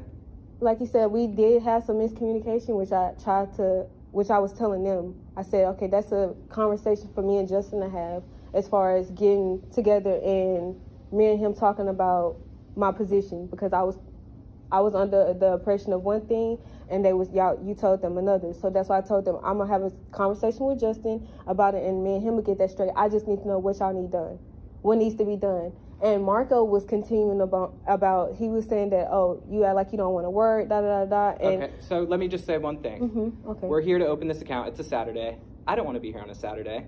And I don't have time for this type of interaction, like having this conversation. Exactly. So either you're going to work and you're going to stop with the drama. I'm not causing any drama. That's the You've thing. been sitting in this conference room wasting time for what, an hour and a half He now? told me to go sit down, sir. I kept asking him what needs to be done. I told him I didn't want to go sit down. So do you want to work here or not? Yes, that's why I'm still here. If I didn't, I would have already left. Okay. So if that's the case, I don't want any more drama, which I feel like is not going to happen. I don't think this is going to work out, Phoenix. I'm sorry. I'm not causing any drama. That's what I'm trying to tell you. I kept asking him, even after the whole conversation, I was over it. Like, I'm like, okay, I understand that he told you one thing, I was told another. I'll talk to Justin. What needs to be done? Because, like I told you, I had a funeral to go to. If I didn't want to be here, if I didn't want to come work, I would have let... Okay, no, that's not the story he told me. That's what I'm saying. And that's the thing. If it's miscommunication, I was told you laughed in his face when he asked you to help out in the kitchen. No, that's what I'm trying to get to the conversation. That's what I'm letting you know. It didn't happen that way. It wasn't because I told him that I didn't want to do a certain thing and I laughed at him because of that. I laughed because he was saying that I didn't want to work. And I laughed because I'm like, okay, if I didn't want to work, I wouldn't have came here today. That's why I laughed, but I felt disrespected. Okay, but Phoenix, I don't want to waste any more time. Can I please just have your badge? This isn't going to work out. I'm sorry. I didn't even... Okay. Thank you. I'm a stickler for accepting that usually when there's two sides of a story, the reality of the story tends to be in the middle. Tends to be. Sometimes someone's just straight up lying because they don't want to look bad. And if that's the case, well, that kind of sucks, and that's very unfortunate. But I'd say it's probably somewhere in the middle here. And I'm going to be honest here. I feel like firing a person because they had a little giggle at something along these lines is a bit stupid, if I'm completely honest. Purely because for me, when I'm a little nervous and I do a bit of nervous laughing, I laugh at things a lot because over the years I've grown less to be more, and I've decided to stop being annoyed or angry at situations and more just laugh at it now. Which does lead to things like this, where you laugh at something completely ridiculous and it gets you in a bit of trouble because you probably should not have laughed at that. But ultimately, it's just your way of handling things to make your life easier. It seems like this manager just realized that, there's going to be some issues here and I'm not going to be bothered to actually work these kinks out. I don't want to figure out what this other guy's been doing. I just want to keep with the status quo because it's easier for me. So, bye-bye. I don't want you in the job anymore. But I will ask, what do you guys thought on this one? What's your thoughts about this one in the comments below? Here we have a McDonald's drive-thru worker that seems to be having a pretty not so great day. Okay. So if you got cash, I'll take the order. Okay. So tell me when you need it. I gotta go to lane 1. Okay, I'm ready. I've been sitting here for the past 15 minutes, though. Well, I can't do nothing about that. I'm taking orders. Okay, and I'm giving you my order right now. Well, do you have cash? Yeah, I have cash. Not cash. Why would I have a cat right now? I have cash. All right, well, you said cat. I don't have a cat. I have cat. McDonald's. Okay, let's go. I'm really busy right now. There's 2 cars. Okay, I'm not chit-chatting. I'm trying to place my order, please. Can I get a... Go ahead. I'm waiting. Can I get an order of large fries, please? A large fry, okay. Anything else? Can you give me a fish fillet with shredded lettuce? Fish with lettuce, okay. Shredded lettuce? Yep, I got it. Anything else? And an order of medium fries. Anything else? That's it. All right, go to window 2. Thank you. You know what? I'm just going to ask for a moment. Why do we still have these crappy microphones and speakers at drive-thrus with how much technology is advanced? Like, heck, the microphone I'm currently using that you currently hear is like only $100. These are like very common microphones you can throw around and treat like crap, and they'll live like mad. It's not that expensive to upgrade to somewhat decent microphones, decent speakers that people can actually understand in very simply. I can also understand that microphones on the outside of the drive-thru will always have their own issues because, well, it's just easier to have something concealed inside the big box than anything else because it stops people from doing excess damage to them easily or just straight up stealing them. But it's just like many questions on why are our drive-thru mics still so fucking bad. This is quite interesting. Basically what's happened here is this bodyguard the security guard's been watching things on camera and apparently saw this guy sit down and start just sitting here waiting, doing nothing for apparently just about 5 minutes, and decided to come out and go, hey, you're here loitering, can you shoo? And things on those lines. And well, I'll just let you watch the clip here and formulate your thoughts. What's your question? Are you waiting for something? Yeah, I am. What are you waiting for? It's none of your business. Well, you're loitering outside of a closed business. I'm loitering? Yeah, outside of a closed business, and I'm trying to ascertain what your purpose is on property. Yeah, I come here all the time. Okay, but yeah, inquiring on your purpose. Yeah, I just chose to sit here. Okay, well, you can't be loitering outside a closed business. I have employees that are trying to get into the area. Yeah. And they feel threatened by. Oh, they feel threatened by me? You need to vacate the area if you don't have any association with the property or the business. I do have association here. Okay, which is? Yeah, I come here all the time. I understand that. Yeah. You've already stated that. Yeah. But that's not enough. Am I being detained? Are you even You're not even a police officer. You're not even. What are you? Are you a security guard? Yes, I am. Okay, so what's the problem? The problem is you're loitering outside of a closed business. I'm loitering. Business hours. Yes. Do you not understand what loitering is? I understand. Do you? Okay. Of course I understand what okay, so do you feel threatened right now? According to Penal Code Section 647H. Great. Loitering is when you're occupying a space. Yeah. You have no business being. So I sat here probably aimlessly. Yeah, no, I sat here probably about 20 seconds ago. Did you see me on camera? Were you watching me on camera? Yes. Ah, okay. Yes. Again, I have employees that feel threatened by your presence. Yeah. I wouldn't be here. I wonder why that is. Being paid by the property owner. Yeah. I'm paid by the owner of the property. Okay. To deal with people that feel threatened by their tenants and their employees trying to enter this facility. Okay. So you need to leave. Oh, I need to leave? Yes, sir. Okay. Because you're not only loitering, now you're trespassing. Oh, now I'm trespassing. Yes, sir. And refusing to leave is a violation of subsection O. You gonna call the police? Section 602. You gonna call the police? Which means no. You can be arrested for refusing to leave per Penal Code 602. Yeah. So again, what is your purpose for loitering outside of a closed business? Do you want me to really tell you the answer? Are you sure you want that? Because I got this all on video. Hey, you and me both, dude. Okay, great. So I live here, first of all. What do you mean you live here? I live in Santa Barbara, first of all. Okay. And so I walked here. Okay. And I've been taking classes at Core Power Yoga for over a year now. Okay. And the class starts at 7 o'clock. Cool. And the door opens at 6:30. Cool. And I actually got here before. That's all I needed to know. Thank you. No. Have a good day.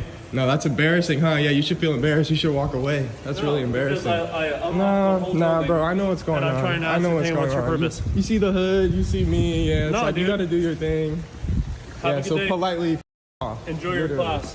I'm hesitant to say that the security guard was in the wrong here. Yeah, maybe he was a bit cocky. Maybe he was a bit over the top with how he chose to do this and so on and so forth. He probably was like, hey, what's your reason for being here? Like, do you have a reason for being here? It's just kind of one of those things. Like, I get it. Loitering can be an issue, and he's trying to enforce that, so fair enough. But I also feel like at the same time, he probably came off a little cocky and things on those lines. And then the person behind the camera could have made things easier, saying, yeah, nah, I'm waiting for a class that opens up their section of the room soon. It's fine. And then that could have been the end of the story. That could have been it. Easy, done. No problems after that. But it seems like they had to go in the direction it is here. I don't know. Maybe I'm entirely wrong, and maybe that's not how it should have been. Let me know. What are your thoughts in the comments below? Here we've got another one of those, well, very entitled people who decide to claim a car park by standing physically in it. Here's a clip.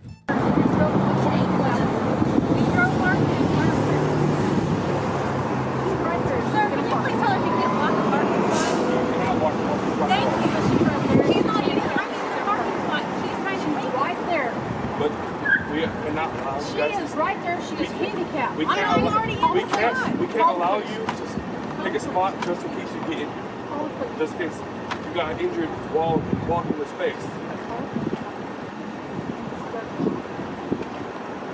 So can you please move?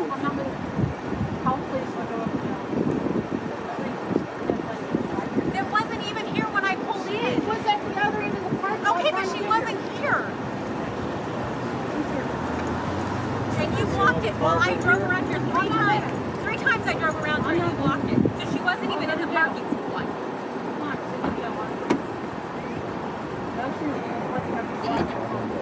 He doesn't. You could have dropped her off at the parking lot. And we all have our cars. Now you're blocking traffic. Hit the gas pedal. Run her fat ass over. Internet famous. Can we just have a law just put in place, like saying, hey, if someone is blocking a car park by standing in it, can we just like slowly push them with our car? Can that just be allowed? No, that won't ever be a thing because that will actually hurt people. Might actually kill someone. But hey, I wouldn't say they don't deserve it. And hey, if you want expert level tactics on how to claim a car park for yourself, shove a trolley in there. A lot of people are too lazy to move trolleys in order to get into a car park. There are some that will, but most people won't. Or shopping cart. Both, they're the same thing. We call them trolleys here. Oh well. Here we have a clip that is honestly just a nice, fun little insight into what it's like being a bouncer. In here, we're closed. They are. I've already texted them. They're in there. There's nobody in here. You don't even hear any music. We're closed. No, I've already talked to them. They're in there. You talked to who? Huh? You talked to who? No, I don't know what you're trying to say, but like they're in there. Who did you talk to? I know you're like trying to like get me out of this, but they're in there and they're not in there. Okay, so we're closed. Okay. You're closed, but yes. They're not in there. No one's in here. We're closed. No one's not in there. No, they're just not in here. I don't know where your buddies are, but they're not here. Those images you're seeing right there, that's nothing's going on in there. They work here. They work there? Yes, okay. sir. So my buddies aren't in there? No, sir, they're not. Okay. So have a good night. Okay? Get home safe. Get your Uber. That's not a true phrase. What's not a true phrase? What you just said. They're right there. I just talked to them. Who exactly are your buddies? People that are inside. Okay. Name them. They're here partying? Huh? Yeah. They're here. Okay, so we're closed. The club's closed. They're closed and they're inside. You said they weren't inside. They're inside. You're wrong in what you just told me. Okay. I'm sorry you feel that way. I feel that way because you're wrong. Okay. Okay. Well, I'm wrong. You're right. The customer's always right. But in this case, we're closed, and you can't get in. You're closed. Yeah. I'm wrong. But your buddies are inside. I'm right. You're wrong. Okay. I'm right. I don't care about what's right and wrong. My buddies are inside. You're sitting here saying you're wrong. I don't care. You're wrong. You're wrong. Okay. That's fine. I don't care about like the hey, I'm right, you're wrong type of shit. I want to go inside because there's cute girls inside. Okay. I don't care about the other stuff. You're like, hey, dude, you're wrong. You know what I mean? I don't care if you're like, hey, you're wrong. There's cute girls inside. We could all go inside and just flirt with the cute girls. Why don't we all go do that? Who cares? Because we're closed and there's no cute girls inside. All right, watch where you spit, okay? It was kind of close. You know what I mean? What are we talking about? Why are we even arguing about this? We're not arguing. We're having a very civil conversation. How old are you? Old enough. You're like 28, 29? Something like that. Exactly. I'm 24, 25. We only have so many years left. Mm-hmm. Even if you're older than that, we don't have a lot of years left to go flirt with these girls. Okay. So are you here for the girls? I thought you were here for your buddies. Are you here for the girls or for the money? I'm here for the money. Who gives a about the money? Me. Who cares, dude? We don't have many years left. Okay. I'm trying to tell you, even no matter what they think is funny left, we only have as many years left. Okay. it's okay to you, but like, what do we have left? I don't know. What do I have left? Don't let him in. He's not gonna do nothing. Trust me about that. No, he works here. No, I'm just trying to get back in. I think I left my jacket inside. You don't have to explain to us, Nate. Come on in, man. You work here. You're fine. Do I? I feel like after tonight, man. Alright. What's up? Have a good night, sir. It's been a long night.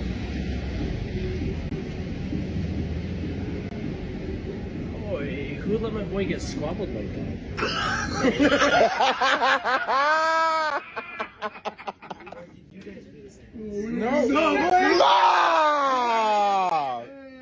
Man, that is such a clip. It sounds like the club was actually open and it's just this guy wasn't allowed to get in for some reason or another.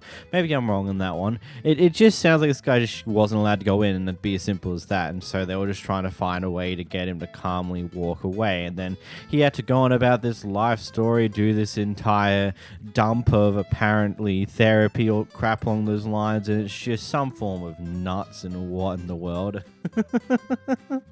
Like that's and it's like the classic example of like, yeah, this guy has a nice calm energy about him because, you know, that's kind of what you're gonna need in this type of job. Here we have a post worker who seems to finally snap at someone. The postmaster. I will be talking to the carrier. I will be looking the best I can, but I physically can't do any more. Do you understand that? Yes, I am angry. I have had it. I have had weeks of this. And I am trying to get things right. Should be. You don't need to act that way. Oh, no. I guess I don't. Oh, that's sorry. You know what? I've had it. You're going on. I just recorded every second. Good, great. You can't touch my phone. Okay, go ahead. Record everything. Because I don't care. That behavior was absolutely fine. Good. Wonderful. Why don't you quit if you are so frustrated here? It's not my fault. Gosh, right now I know where the term going postal means. Yeah. Okay, good. Fine. Go ahead. Postal. That's a good one. I mean, man. First off, you should just never treat a person like this. Like, if you're the worker here, this is not how you should react to the situation. I get it. You've probably been through hell and back at this rate with just the sheer amount of assholes you've probably had to deal with over the past good point in time. But snapping like this at someone isn't exactly what you should be doing. You should, I don't know, take breaks when necessary and maybe give yourself a chance to cool down. Granted, I do understand that the laws and stuff around work in America is kind of garbage when compared to what it's like here for Australia, where we could just like, cool, I'm going to take some of my sick leave as mental health leave. Sorry, I need some time to breathe and be fine. But you should just never explode like this. It's not good in any way, shape, or form. You need to find a way to actually keep yourself cool. The power's going out to these elevators in this apartment building, and there's an elevator worker here is trying to get things fixed to get these elevators working once again, and one of the guys who lives here decided it would be a great idea to start going off at the elevator worker because the elevators aren't working. Yeah, sounds as stupid as it is. I think you are. I don't know who you think you are. You're harassing a worker who's trying to do their job. How am I harassing a worker? Really? I told him for ADA law that one of them needs to be working. So is he supposed to just, like, he's actively doing what he's supposed to do? For ADA law, one of them needs to be working. Okay. Go talk to the office so they don't have a backup plan for ADA. That's their fault, not his. Go. Their backup plan is 2 elevators. When you lose power to the building, these things shut down. You can record Stop. me all you want. I'm aware of that. That's why I'm doing it. You can record me all you want. I'm aware that's why I'm doing it. Continue walking.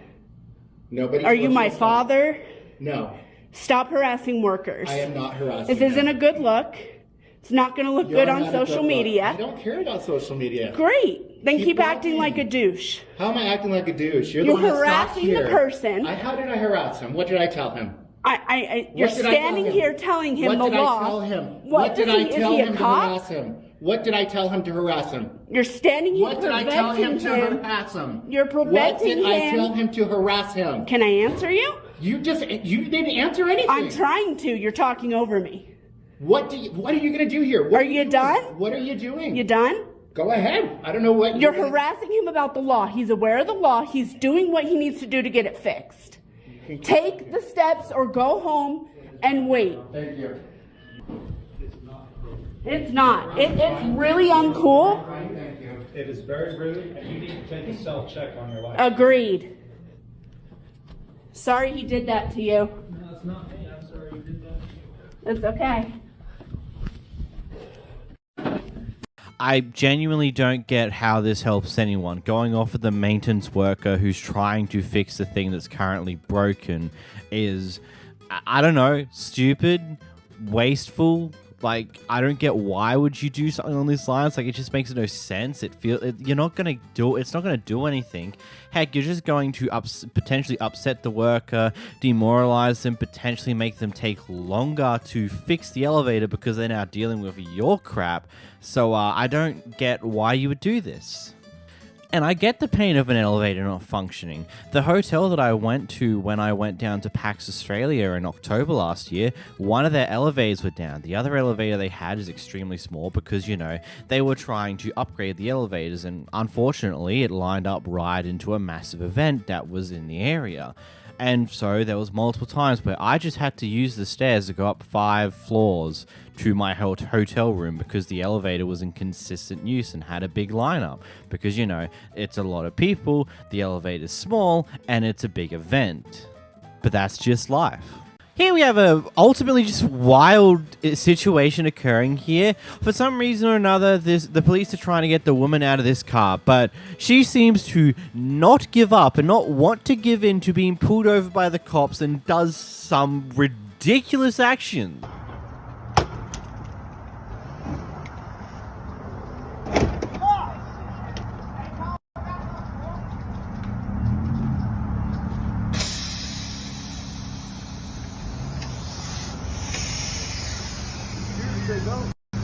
Nah, her axle broke. Oh, no, he can't go nowhere. Yeah, that's a girl. Yeah, she's going crazy over these. She's trying to go crazy for Monacos, man. Getting everything. Yeah, she's still trying to go. Look. Stop the car! Stop the car! I'm gonna go get us shoot. Oh, she cooked.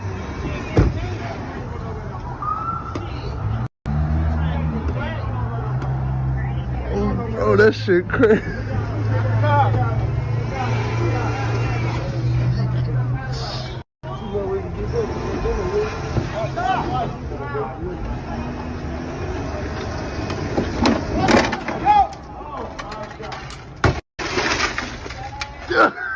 Holy shit.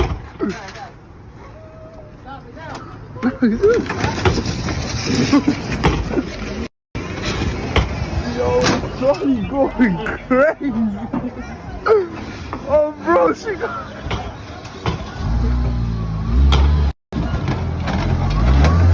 Hey, right out, man.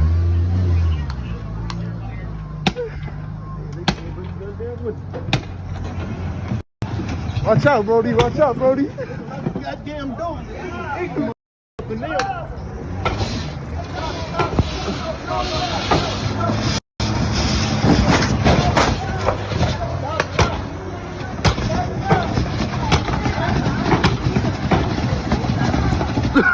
I'm gonna be honest, I don't know what you're trying to achieve here. Like, genuinely speaking, you thought you're gonna get away? If you somehow did manage to pull away from here, it would just initiate a cop chase, and you'd inevitably get caught at some point in the future, and then you'd have to deal with a buttload more charges than what you would have if you just simply got out and stopped when they first tried to get your attention and get you out of the car.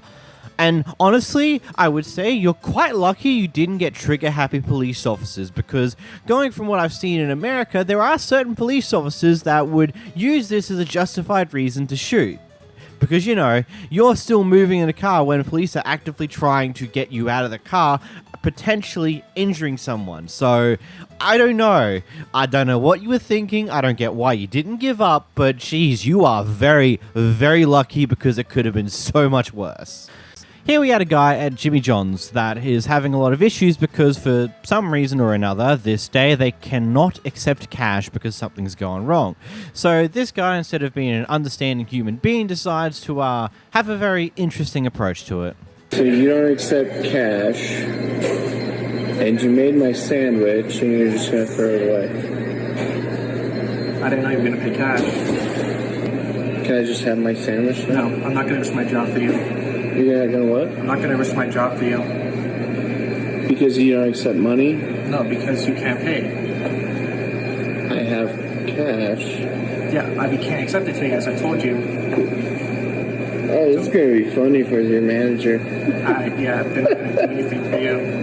You what? They're not gonna do anything for you. I can't accept cash today. I'm not gonna give you a free sandwich and risk my job for you. So you can go ahead and leave. Talk to my manager if you want. They're not gonna do a damn thing for you. You can talk to them all you want. Oh, yeah, because you don't accept cash. Just today, yes, that's it. Circumstances. You can't give up change today, so I'm not allowed to accept cash today. Hey, you. You ever heard of anything like this? I mean, yeah, when it's the system's down and everything, it's like, yeah, it's just policy. I've had it happen before. If you can just favor, quit wasting our time, just go. There's nothing we can do for you. Quit listening, you're gonna kick me out because I have money. No, as I've said, we can't accept it today.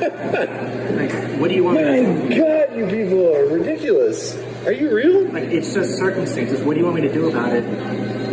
Okay, so you're gonna throw food in the garbage because somebody walks in with money to buy the food they ordered, and you... Oh my God. Like, I'm sorry, I can't give you a free sandwich, alright? Look, I can't accept your cash, there's no change in the safe, as I said already. There's nothing more I can do for you, and that's it. Of course. No, I hope you enjoy your free sandwich, because I know you're gonna eat it, right? No, I'm not gonna eat it. I'm gonna trash it, because that's what I'm supposed to do. You're just gonna throw it in the trash? Yes. Do you accept Bitcoin? What? No. You can take card. Apple Pay, Google Pay. So we can't accept cash today. What? I'm not trying to kick you out. As I've said, we just... No, you're fine. I just don't know how to handle this situation. I've waited years for this to happen. For what to happen? This exact moment. It just blows my mind. It's utterly comical. I want to enjoy it a little bit. Here you go. Tap on your screen. Oh, can I have that? That's the receipt from the order? This actually got a list. This is the cancel order. Yeah, can I have that, though? No. Why not? This will go in the back. We need it for our records. For what? For our records. Your records of what? We keep everything in record for all canceled orders. Okay. For all canceled orders. Digital currency. It's really screwed over America, hasn't it?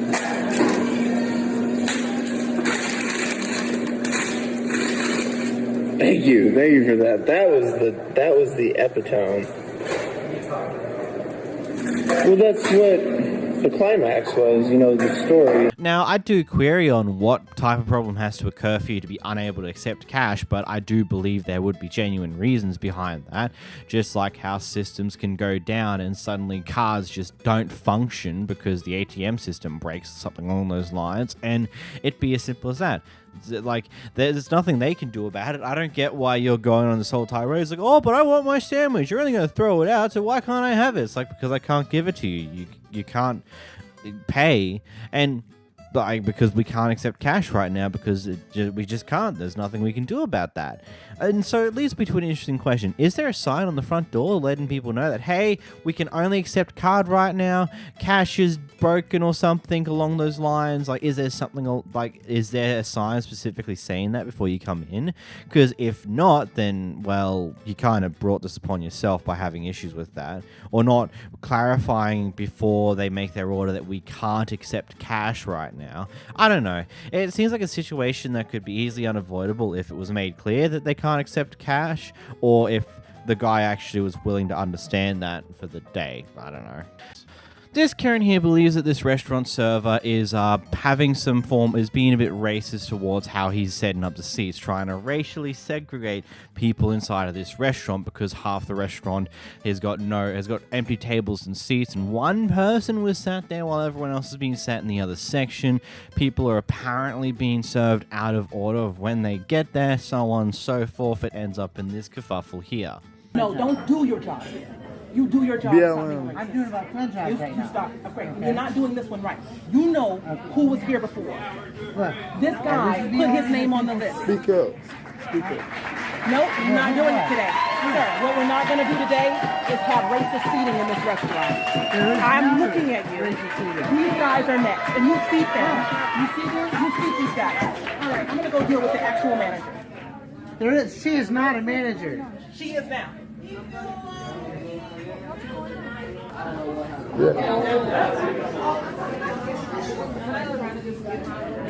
And I saw what he was doing, and I was like, we're not doing it today.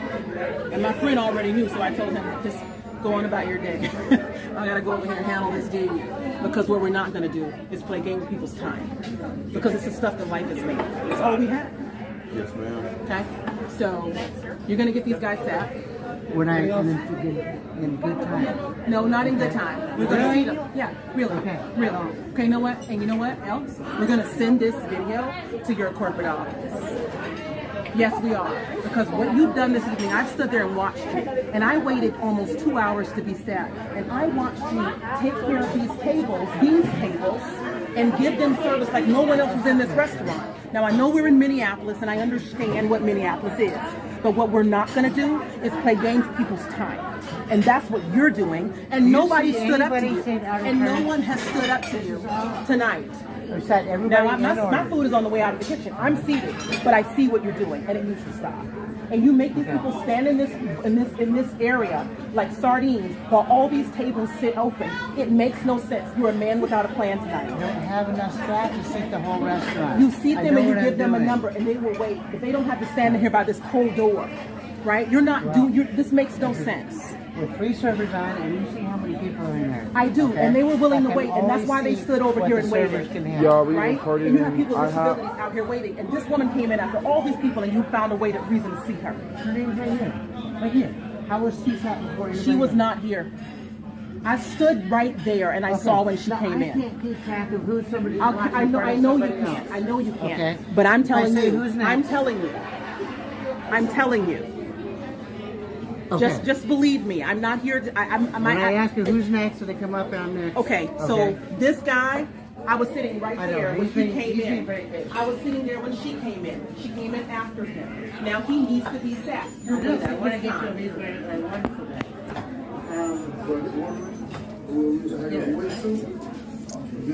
And where is Garrett on this list? How is he all the way down here? You're saying that only one person came in after you? No one was up here when I came in here, so we all came in here at the same time. I had no way of knowing. But there was no one up here, no when I came in. Right. Okay. So when no one is up here, there's no race involved in this. Well, I certainly will not. Because I've been watching. And I have thoughts. And you would know how many different I have thoughts. I have a lot of thoughts about how you perform here tonight. I do. And I wasn't going to bother you. But I'm a logistics person, and I manage a lot of people. And what you've done has been very inefficient and highly ineffective. Utterly inexcusable. Okay.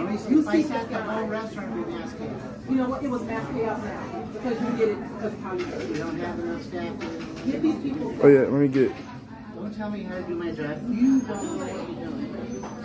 So there's a few things when it comes to this one. First off, probably the most interesting thing to keep in mind here is that it's most restaurants, depending on the day, won't have all the tables open and available because, they don't have the servers who actually cover all those tables. So what looks to be happening here is they're only having one half of the actual restaurant's tables and chairs open because they've only got 3 servers, and it makes it easier to organize things there, and everyone else just has to wait until one of those tables are freed up and they can do something there.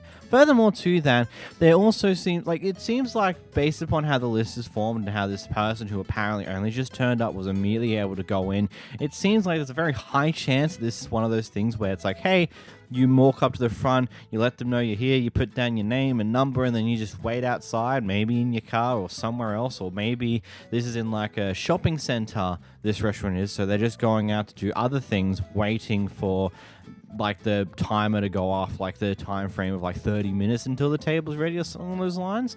And so they've come back and gone in, and these other people are like, what, you weren't here, you didn't get here first, why are you going in first? Because they simply just got their name in a lot earlier and they just went out for a bit. And that is a thing that some restaurants do follow by. So I don't believe this is all intentionally racist, and honestly the entire how she carries on a little bit seems to be a bit more of I'm trying to be the victim to get food quicker type deal. But hey, I don't know, let me know in the comments, what do you think on this one? Here we have a classic example of the Karen's brought out her camera expecting to do something massive with this one. I understand why you can't do these personal conversations on your own time. Okay, I'm done. So you need to come over here? I'm not talking to you. You need to get a manager then. And this is all being filmed. Okay. I have got things to do and I need to get out of here. Okay. Listen, ma'am, I don't know what your problem is right now. I told you, I am a customer. You all were talking about weekend plans. That's not what you do on the clock. I don't. You know what? I'm done. It was on film. Then done. get a manager. Why don't you all just text each other? Clearly you all are friends. Why aren't you texting each other? That was a customer. No, you were talking to her. It's on film. Ma'am, you gotta go. She was asking you what you're doing this weekend, and while I'm up here waiting, where's security at? You have to go. Yeah, go ahead, get security. I'm done. I'm done. I'm done talking to you. Come on. I could care less. No, I'm done. Okay, first off, you don't even know proper grammar. The phrase is I couldn't care less. So, yeah, okay. Well, it's too bad I have to inform you about things like this. You need to get a manager. This is all on film. I'm not the one causing problems here. Okay, so if it's true that you have been waiting, like you got to the counter and they were talking amongst themselves about things unrelated to work, and then this is your response to it.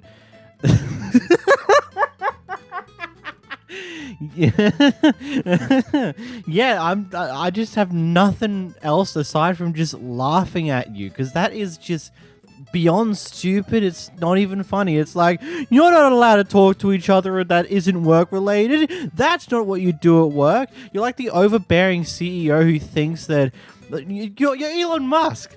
There it is. You're Elon Musk who thinks that you should work 12 plus hours a day and you shouldn't have an actual life. You should sleep in your company's building and crap along those lines. Like, you don't think someone should have a life outside of work. And yes, it could be said that, well, you shouldn't be talking about unrelated work things at work, but it's also, you know, we're humans. We're going to talk to people. And what? I don't think we want to talk about work all the damn time, especially when we're at work and sick of it. We're just going to talk about things to pass the time, and whilst we're doing our job. It's that simple. Jumping right into a fun one, and by fun I mean, my god, that makes me very scared of just flying in general. I'm sure you guys have been aware of all the shenanigans to do with flights, whether it be actual airlines or whether it just be Boeing themselves. The shenanigans with the door popping out of the plane mid-flight, which are not scary at all, and furthermore to the weirdness with their whistleblower, and then now the executive team stepping down. All that mess, and well, here's just yet another reason why you should probably not worry about flying right now. I will call the police. How is that the answer? How is this? We are busy. There is 6 Then dogs. come. Where the f is anybody? Busy. Hey, then come tell us you're busy. How did I know? We don't know How did what's I going know? on. Just communicate. Communicate with your employees. Hey, If somebody comes out and says, "Hey, we're busy," we'll be. Who's coming out? This isn't even my job. I'm in operations. All good. All good. Who works here at busy? Any Frontier employee could come tell us. Get your shit together. Any Frontier employee. I'm gonna have her escorted out. Where's my We are short staff. I will be back in about 25 minutes. Give me a few moments. They're just as frustrated and they've been waiting just as long. Yeah, perfectly normal interaction to have with a staff member in the airport where they're losing their shit. First off, I do kind of feel bad for the guy though, genuinely, because clearly there's a lot of things happening that he is just is incapable of handling. And considering they're short staff, as well as the entire shit show we're flying right now, like, it's probably not been an easy time for this guy, and he's just swamped with a lot of shit and obviously lost it, which is not a good thing. You should still try to keep calm in front of customers, but I suppose it's one of those things. There are a subset of men who aren't really good with talking with other people. I know that because I'm one of them. Some of them decide to take the moves of looking online and seeing how to pick up girls in public, and then they go do it. Except for they don't know how to handle rejection, so they do dumb stuff like this. I know you've been through a lot, obviously, but I think you should just relax a little bit. But I also think you should listen too, because when I tell you I really just wanted peace and quiet and eat my food, I really wanted peace and quiet and eat my food. For sure. I hear that. You hear it, but you're ignoring it. So are you really hearing me, or are you just not listening? The thing is, like, you just keep giving me more, like... Are you hearing me, or are you not listening? Honestly, because you just keep talking. So why do you keep talking? Why do I have to shut the f*** up? This is my table that I sat with my friend before you sat down. No, and guess what? Why did you sit down at a table with two girls when you don't know us? Oh, is that weird? Yes. Wait. I'm still enjoying it. Good for you. Thank you. Looking salty on camera. Not at all. So sad. Why? Do I look bad to you? You look miserable. You look beautiful. Thank you so much. You look miserable. Not at all. I'm actually really great. No, 100%. Like, she could definitely, like, pull off some nice, like, thing, whatever. But what? There are so many other seats for you to sit at. It's so crazy. Why are you so nasty? How am I nasty? I just want to sit and eat. Then do that. Just stop talking. I'm not talking to you. Who are you talking to? I'm not talking to you. Who are you talking to? I'm talking to you right now. Abby, is he talking to you? Yeah, I'm not interested in you anymore. Abby, is he talking to you? I'm not talking. Okay. We're not talking to you. That's all I needed to hear. Okay. Damn, you're such a turd off. Like, how are you? Tell me something I don't know. Tell me something I don't know. Wait. Tell me something I don't know. I know what you mean, and I'm not gonna be so shut the up. I've been wanting to shut the up, but you've been running your mouth, so I can't shut the up because you've been running your mouth. So I'm gonna run my mouth because you're running your mouth. So you've been talking to me? Yes, because you've been running your mouth. So you shut the up. I won't shut the up until you shut the up. Look at you. Wanting to shut the up. Not at all. But you can't shut But you keep running your mouth. Look at you. Just let her have the last word. I don't want the last word. I really just want him to shut the up so we can eat in peace. It's not winning, it's embarrassing. Come on, what? I can't knock someone for asking for, like, doing a pickup line in public. Yeah, maybe in a fast food restaurant it's kind of silly and it's probably not going to get you anywhere, but hey, you tried. But at the same time, when you get denied/rejected, maybe you should just move on. There's no need to stand there and continue to embarrass yourself further at the bare minimum, or potentially evolving the situation to potential harassment because you don't know how to accept no as an answer. You think that because you've got all this courage to daringly ask in public that you deserve a yes, which that's not how the world works, buddy. You're going to get denied in a lot of cases, and you just got to accept that with grace and move on, because it's dumb to not do that, really. Here we have an interesting situation where this deliverer is refusing to deliver this package because they can't pull into their driveway. I'll just let you watch the clip and let you figure this out. No, you're telling me you don't want to deliver my packages if there's cars in my driveway. I need to be able to pull up and How am I supposed to know when you're coming and not have cars in my driveway? Are you kidding me? Can you talk to her, please? While she's at my window hollering at me. Because she was yelling at me. That's why I'm recording this with my phone. Yelling at you? Yes, you were. Really? You need to take that mail over to Calio because I am not dropping this. That's what you said. I'm not with an taking mail attitude. because it don't belong to me. You need to put it back. None in of this mail belongs to me. That's because fine. They need to but know then the person that's don't stay fine. there. And I said, okay, fine. And then you started to tell me that you can't deliver. I can't pull up in the gate because there's a truck here. She told me I need to walk from the road. That's what she said. There's room right there. There's room right there. You're telling me you can't drive right there. Watch out the way so I can pull up. Go ahead. Look. So I gotta back up, right? I gotta back up, right? I don't know. You don't know. See, your truck is right here. Okay, then you can't drive in the cul-de-sac and turn around? No, I'm supposed to be able to pull up in your gate properly. I'm posting this on the internet. I can't wait to put this. I am. Look, this is my driveway, people. Look. Look, this is my driveway. You're on my property. Look, you're on my property and you're telling me you can't get into my driveway. And you're telling me you're not going to deliver my package. Look, if that's truly the policy, then that is some dumb policy from my understanding. Like, oh, so you can't pull up like onto the driveway, grab the package, walk up to the front door. Like, I don't think it's going to be the end of the world if you're over the technical footpath of the driveway for like a minute because you're delivering a package. Like, that's not the end of the world. As well as I don't get why you can't just park on the side of the road and come up. I've literally, like, delivery vans and stuff here in Australia.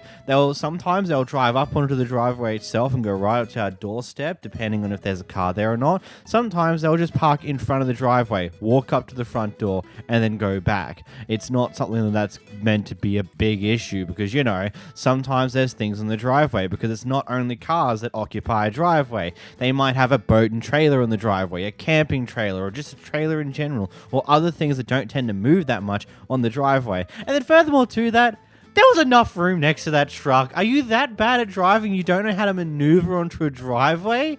Like, you just pull in, it's like, oh, so I'm supposed to reverse back now? It's like, yeah, if you've, like, because you went in the corner that way instead of swinging out and swinging back in like you should for those type of things, yes, now you have to reverse and do multiple maneuvers to fix yourself up because you went in the dumb way. And then, of course, instead of actually delivering the package like you meant to, she just drove off, which is, wow. Here we have a casual Karen gang up on a cash register person. I don't get paid as much as you think I do to put up with this. Put up with what? My time's valuable too.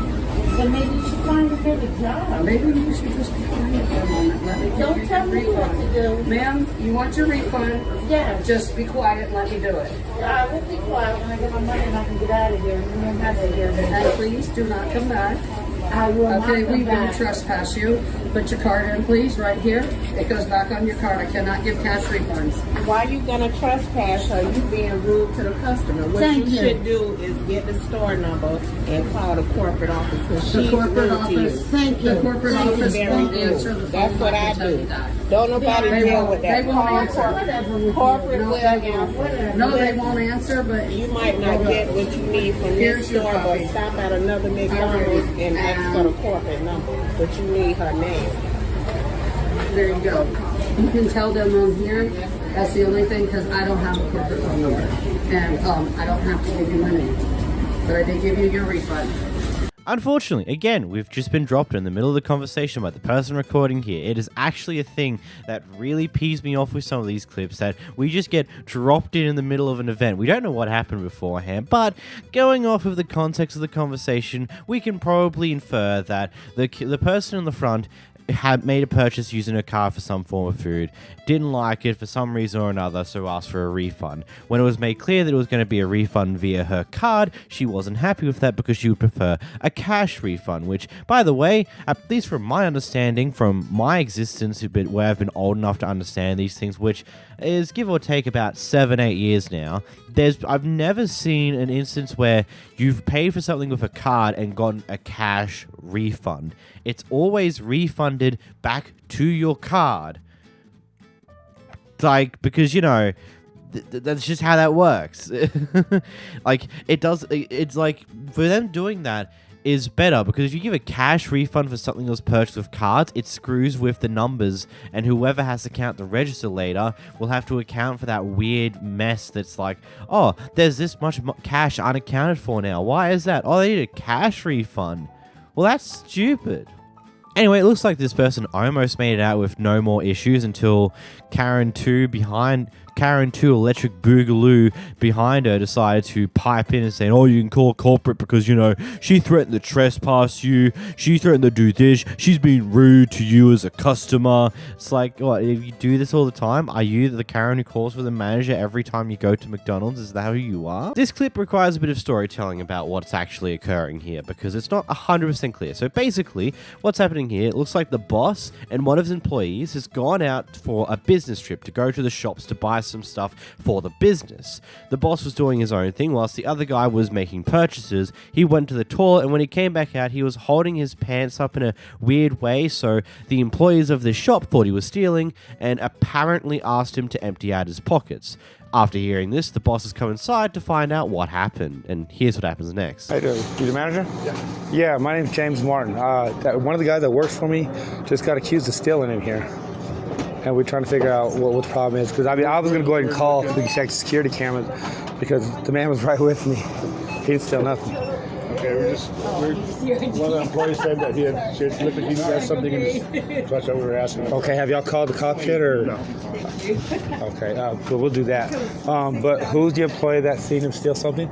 Well, she said she had... This lady right here? The lady walked out with it. Okay, what's her name? Summer. Miss Summers? Summer. Summer? Okay, I'll go over and talk to her real quick. Let me, because I'll call her myself real fast just because I want to get this checked out. What's up? How you doing, buddy? All right, you? Good. 12. Hi. Okay. Hi. Yes, I want to start. You're the one that seen one of my employees stealing? He came in like 3 or 4 times, and then he asked for the bathroom. Yes. And he came out and he had something. It looked like he had something. Probably holding up his pants. Well, did you see him take something? You had him empty his pocket and stuff. Is that right? I'm sorry, I didn't ask him or anything. I So you told just showed somebody you? that I saw him looking like he was carrying something. Well, I'm carrying a pocket knife and a wallet. Did you think that was necessary to check me? It's the way he looked for Okay, I'm sorry, I'm not comfortable Look, now. here's the thing. You This man. You just freaking named me that I just accused somebody. I'm not okay with this. You need to back off, bro. I'll stand by the boss. Not a problem.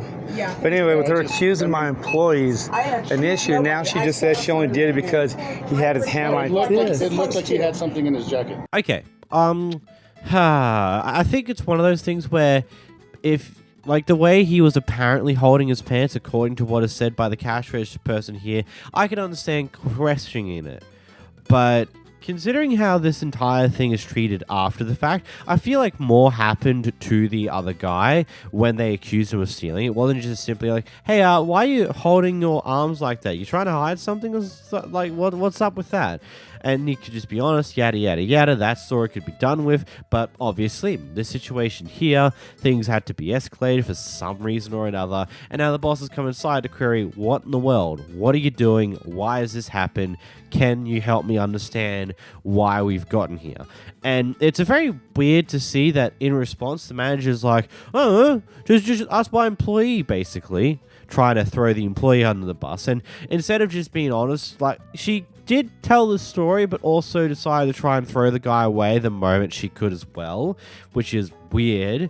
Like, I'm personally, if her story is true, that, yeah, he was holding his pants in a very weird fashion, it did look like he could possibly be hiding something. And, yeah, I asked, hey, hiding anything? And then apologized when you found out you're not. I think that would have been the end of the story there if you had just said that. If you did more, then you're stupid. And what we see here is you don't respond in the greatest way either, so nice one. With this clip, basically the person behind the camera was recently stayed at this hotel. We don't know how long ago this was, but when they stayed and left, they accidentally left a bunch of clothes there.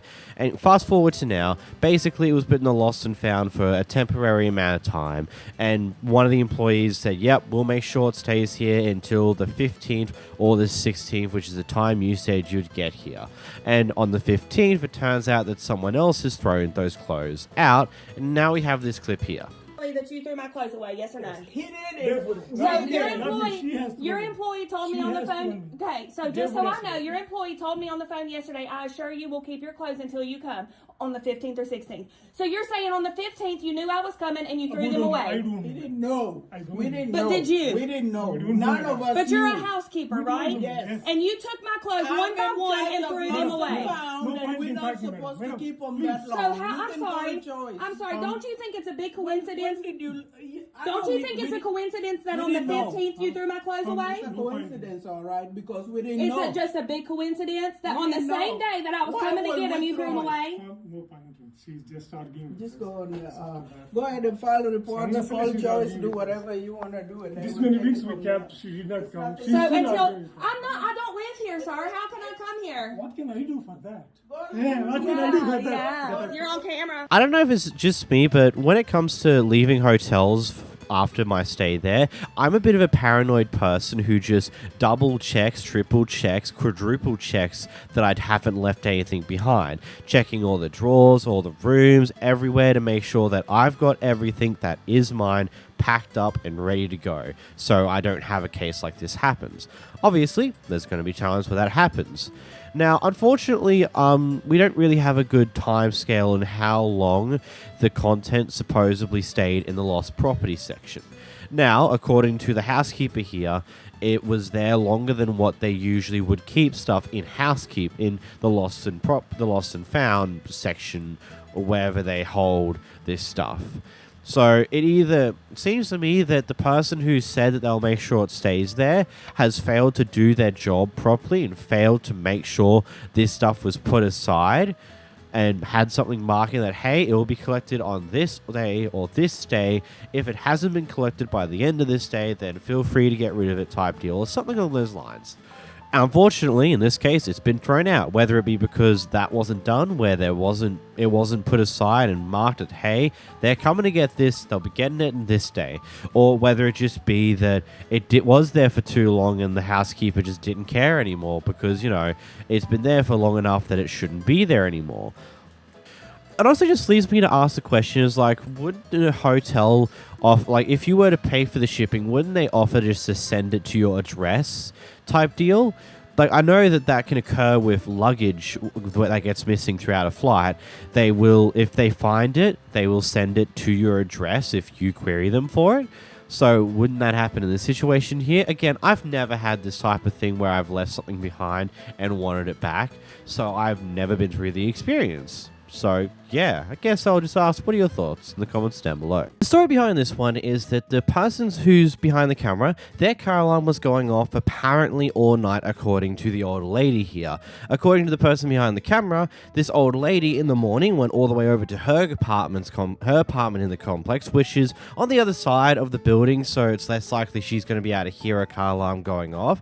Apparently was knocking aggressively on her door, and then when the doors open, apparently was aggressively either speaking or was aggressively yelling about the car alarm thing to the neighbor. That's what I'm gathering from what's the story's being told here.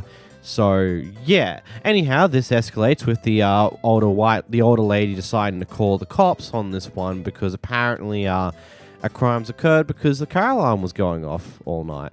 Here's a clip. You're lying, y'all. So this lady came to my door, telling me my car is going off, right? Now she calling the police. It's been going off all night. Okay, how will I know that? You're a Karen. Karen, I found a Karen, guys. And now she's being hostile. I found a Karen. Her car alarm. You sound stupid. It's literally being a nuisance to every single neighbor around us. I can't wait till the police get here, bro. Because you're not going to sit here and harass me. for my car. I'm not harassing anybody. You are harassing me. You came to my door. You okay? Tell her at least turn it off during the day. And you said it in the worst way you could possibly say it. Girl, bye. She slammed the door Is that the in my police? face when I asked the door if that was her car. Hello? Are you the police? Come on. My name is Holly. Holly, you can call me Hollywood. No, you ain't gonna, girl, bye. You ain't gonna get there for me. Hi, how are you? Okay, so I live in 107 in the back right here. Okay. So if you stand in my room, I can cut my alarm back on. You will not hear my alarm. And the only reason it will go off is because it's really sensitive. I don't know if something hitting it. The tree is hitting it, but like if anything hit it, my car alarm, it was going off. I guess it was going off all night, and apparently it was unlocked. So I don't know if somebody was trying to get in there, but you know, it's a car. If somebody's trying to get in your car, it's gonna go off. So no, it's my white Acura. But so I can't hear it. Like if you go in my room, I can't hear jack. Like I'm in the back, I can't hear nothing. Okay. She came to my door very hostile, saying hi, and no, yeah you did. Oh yeah you did. Oh yeah you did. Anyways, yeah you can't hear it. So she came to my door and she was like, "Is that your car going off?" And my mom said no because she didn't know what, like my car don't ever go off. Then she was like, I was like, "Is it a white Acura?" "Oh yeah, mine." She was like, "Oh well, can you cut it off?" If she would say that, that's it, cool. She's like, "It's been 2 o'clock in the morning, 4 o'clock in the morning, and you're doing disturbance. I'm gonna call the police on you," because like she went off. She went off. I'm a young person. I slammed the door in my face because you was yelling. It's a car. I'm the only one here right now, okay? Yeah. I don't need you guys talking to each other right now. I need to figure out. No, I got you. You're fine. You're fine. But let me try to figure this out so that way I can help you instead of it escalating further. You know what I'm trying to say? So just give me 1 second. Some people are just like not.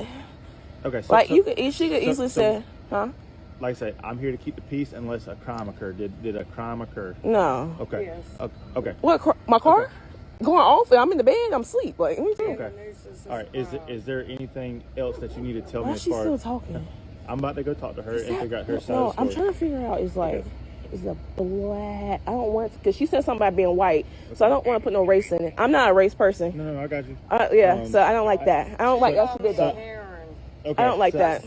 So now that I got another officer here, if you don't mind going, okay. I think the first thing I just want to push here, I get you want to tell your story and you feel like she's gonna just lie and all that, and you want to just make sure the cop gets your story. But when he told you like, hey, I'll get to you. I want to talk to you guys separately. You kind of just stop for a moment and let the police officer do their thing. You're only going to frustrate them more with this entire thing if you continue to annoy them and continue to try and push your end of the story. Like, I get it. It sucks if in this case. But yeah, just maybe don't do that. On the second thing, I'm so glad that most new cars don't have those car alarms that go off when you touch the car. Like, it was a good idea on the surface, those type of car alarms, but ultimately, over time, it's just really terrible. And also, doesn't the car alarm just, like, from the sounds of it, it sounds like the car alarm flicked off on multiple times, something touched the car to flick it back on again, and it looped on that all night, which... interesting to say the least. I've not seen a car alarm do that. I worked in an undercover car park for quite a while, and occasionally car alarms will go off and they will turn off after a while, and then you just don't hear that car alarm go off again. Most likely never. Here we have a Karen neighbor who is very interesting in their choice of doing things in this world, and this is a situation that has been building up over the past X amount of time. We're not really given a clear time frame, but it's a long enough time frame. It's happened over multiple weeks, yada yada yada, where the neighbors Karen's just had continuous issues with the kids of the person behind the camera here. Watch the clip. No, sorry, but I'm gonna have to because I have everything on record. You can call the cops if you want, but before you call the cops, and you know what? You don't talk. No, you don't. No, Sharon, you should know better than to whatever your name is. You don't. She's saying that she's gonna press charges on my 8-year-old son. I apologize to you. I said I'm sorry, and I'll say it again. And the only thing I said to you was, if you have an issue with my son, come and address me. Okay. You're weird. Look at who's yelling and all that. You've been talking to me for 20 minutes and I've had it. Congratulations. I snapped. I'm pissed. I'm the you snapped. Call me a Karen. Whatever you want. You are. Congratulations. You don't shut up. And you said, I just want to have this on record. If anything happens to my son, Because I tried to speak to you. You said you're going to call my son, even though I apologize to you, even though I don't know if that happened. Your son. I have you on record saying it. Whatever your name is, whatever your job is, you said what you said. Your son. You said what you said. Okay. That's fine. We're going to call the cops. Our children be aware. I said I apologize. And the only thing I said to your wife, or I don't know who this is if there's an issue, please come and address me. That's the only thing I said to you. Because no, you didn't come. No. You came and started with the whole attitude, and you started telling me that I had an attitude with her. I just said that shit is weird. That's the only thing I said. You addressing a child? Listen, you fighting with the kid? You fighting with the little kid? You fighting with the little kid when I'm cleaning my house? And my son comes at me and telling me that you told him not to put a feet on your property? I never said That's that. what my son said. I have a camera That's up fine. there. I want to see you record, and we're gonna have the cops see that recording. So that better be working. Even if I that did, better be Are working. you gonna waste the cops' time? Even if I You did, told me she told me that she's gonna record. No. Olivia, I want you to go. If she genuinely threatened to call the cops to press charges on an 8-year-old, I think it's just deranged. Like, I wouldn't be willing to have too much more of a conversation post that. I would just be like, okay, if that's what you think you should do, you are clearly deranged, out of your mind, have no idea what you're doing. Like, that is some insane behavior to me, if I'm completely honest, but I suppose that is just normal in this day and age.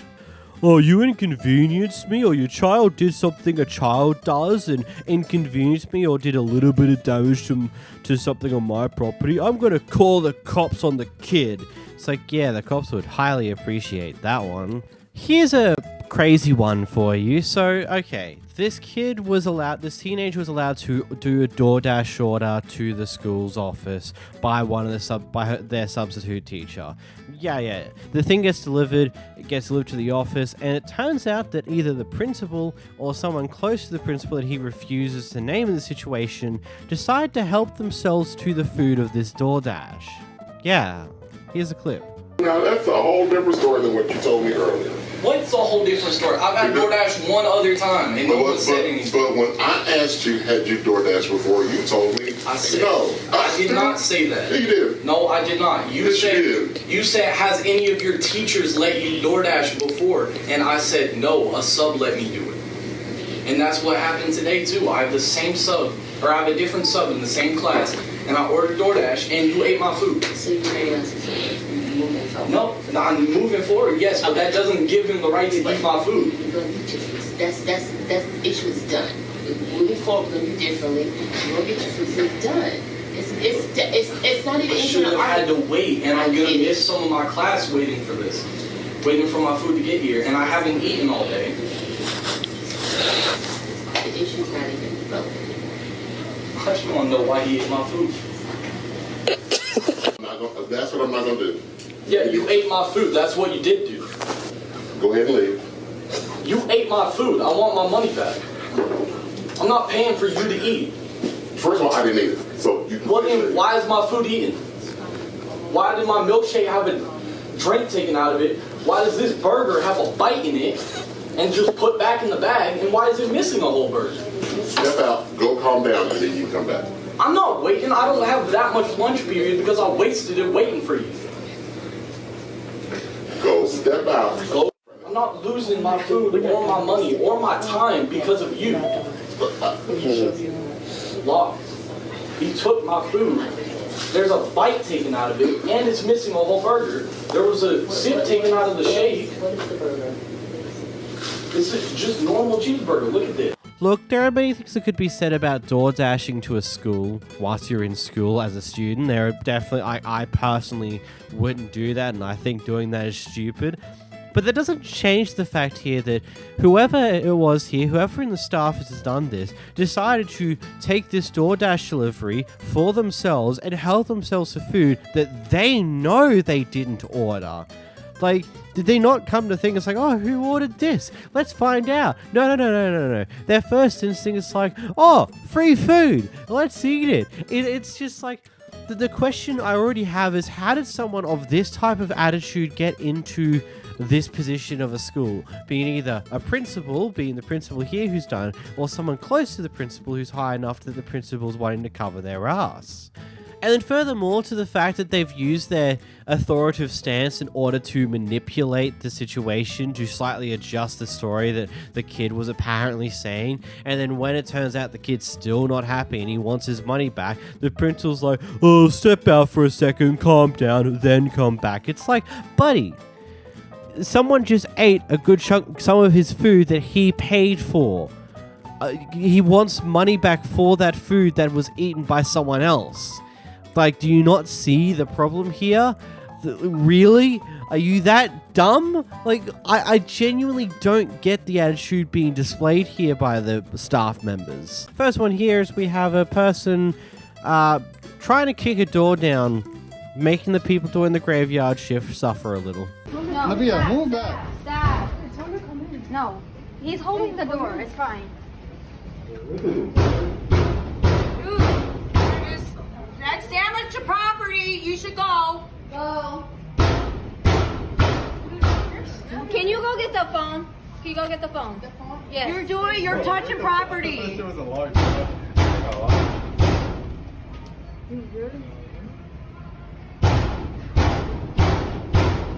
It's not gonna do anything. Well, that clip ended fast, and is that just me, or was there sirens could be heard right at the end of that? I hope it was, and I hope she got caught, because, whoopsie daisy. I find it funny how the jaw just didn't break despite how hard that person clearly was kicking it. It's like either they've dealt with this before and have had to reinforce the glass, or she is just weak. Here we have a Papa John's driver in the UK driving a smart car whilst not being so smart by using his phone whilst he's driving and almost running someone over. But it's okay. It's his wife's birthday, so it's perfectly fine. You're representing a company, you're using your phone while you're driving, you almost run me over. I'm not using a phone. I'm trying to get to the bottom of the road. It's my wife's birthday. Yeah. I've got to pick up a cake of flowers, and they're blocked off. Okay. So, mate, Hey, if I were you, I've had enough of it. I'm supposed to be finished already. Do anything. Off away from me. It's my wife's birthday, and that road is blocked off. Okay. Right? The sat-nav's already sent me down the wrong way to go down there, and I've got to work out how to get there and be home in 5 minutes. So you want to off? Please don't. All right. Well, why don't you off then, you muggy? You're following me. Yeah, and you're being a. I'm not. You're being a sod off. Who do you think you are, you little millennial prick? You nearly ran over. You should watch where you're going as well, shouldn't you? Can someone help me, please? Mug. Who the you think you are? Just going up and interfering. I'm just going up to work out where the I'm going. Look, stop following me. Please, can you... I mean, this is... I've got it all on camera. He almost ran me over. He's using his... He did not almost run you over, you prick. He did. He was using his phone while he's driving. Roadworks there. I've just told you. It's my wife's birthday. All right. It's my wife's birthday. That means I get to be an asshole to whoever I want to, and no one can stop me because it's my wife's birthday. Like, I don't get that. You stupid, nonsensical millennial. It's just like, it's just such an insane reaction. It's like you almost run someone over and they catch you on your phone, and this is your reaction to that. Also, it's so funny. In your haste to go off with this person, you completely forgot to put on your parking brake. It's only a good thing that you noticed it almost immediately. You could pull it back on, but your car almost left you would be in the dust because it realized that whilst it's a smart car, the man who was driving behind the wheel wasn't so. Here we got a fun one. So what's happened here is that this other person here, they're not the one behind the camera, assumes or have seen that the person behind the camera was being a Karen towards the store, asking for the manager for some reason or another, so she decides to get involved. We don't know what happened prior to cause this, but, you know, we'll watch this clip here and have a little laugh. Yep. Are you bullying her and harassing me? No, I'm not. Yes, you are. The managers are up in the front. And she gets paid to call one for me. I'm the customer. You get paid to put up with your bullshit. There is no bullshit. I can hear you over here making a ruckus. I heard you as soon as I walked in. Well, I have the whole... No, you didn't, because I didn't... No, you didn't, because... No, you didn't. Tell me what I did and didn't hear. Are you bullying and harassing me? It looks like you're. It looks like you. It looks like you're stepping to me. It looks like you're stepping to me. Look, okay, step closer. And what? And what? What are you going to do now? I'm not going to do anything. Okay, I am going to ask you to respect. I'm going to ask you to respect my personal space and step I'm going to back. ask you to respect her as a person and not as a piece of meat. You are a piece of meat. Now you're going to step back and you're going to get out of my face. Good, good. People like you, honey, that give every woman around here a bad name. You are the definition of Karen. I'm a terrorist? Karen. Oh, actually I am. That's my mother's name. Thank you very much. You have a wonderful day, ma'am.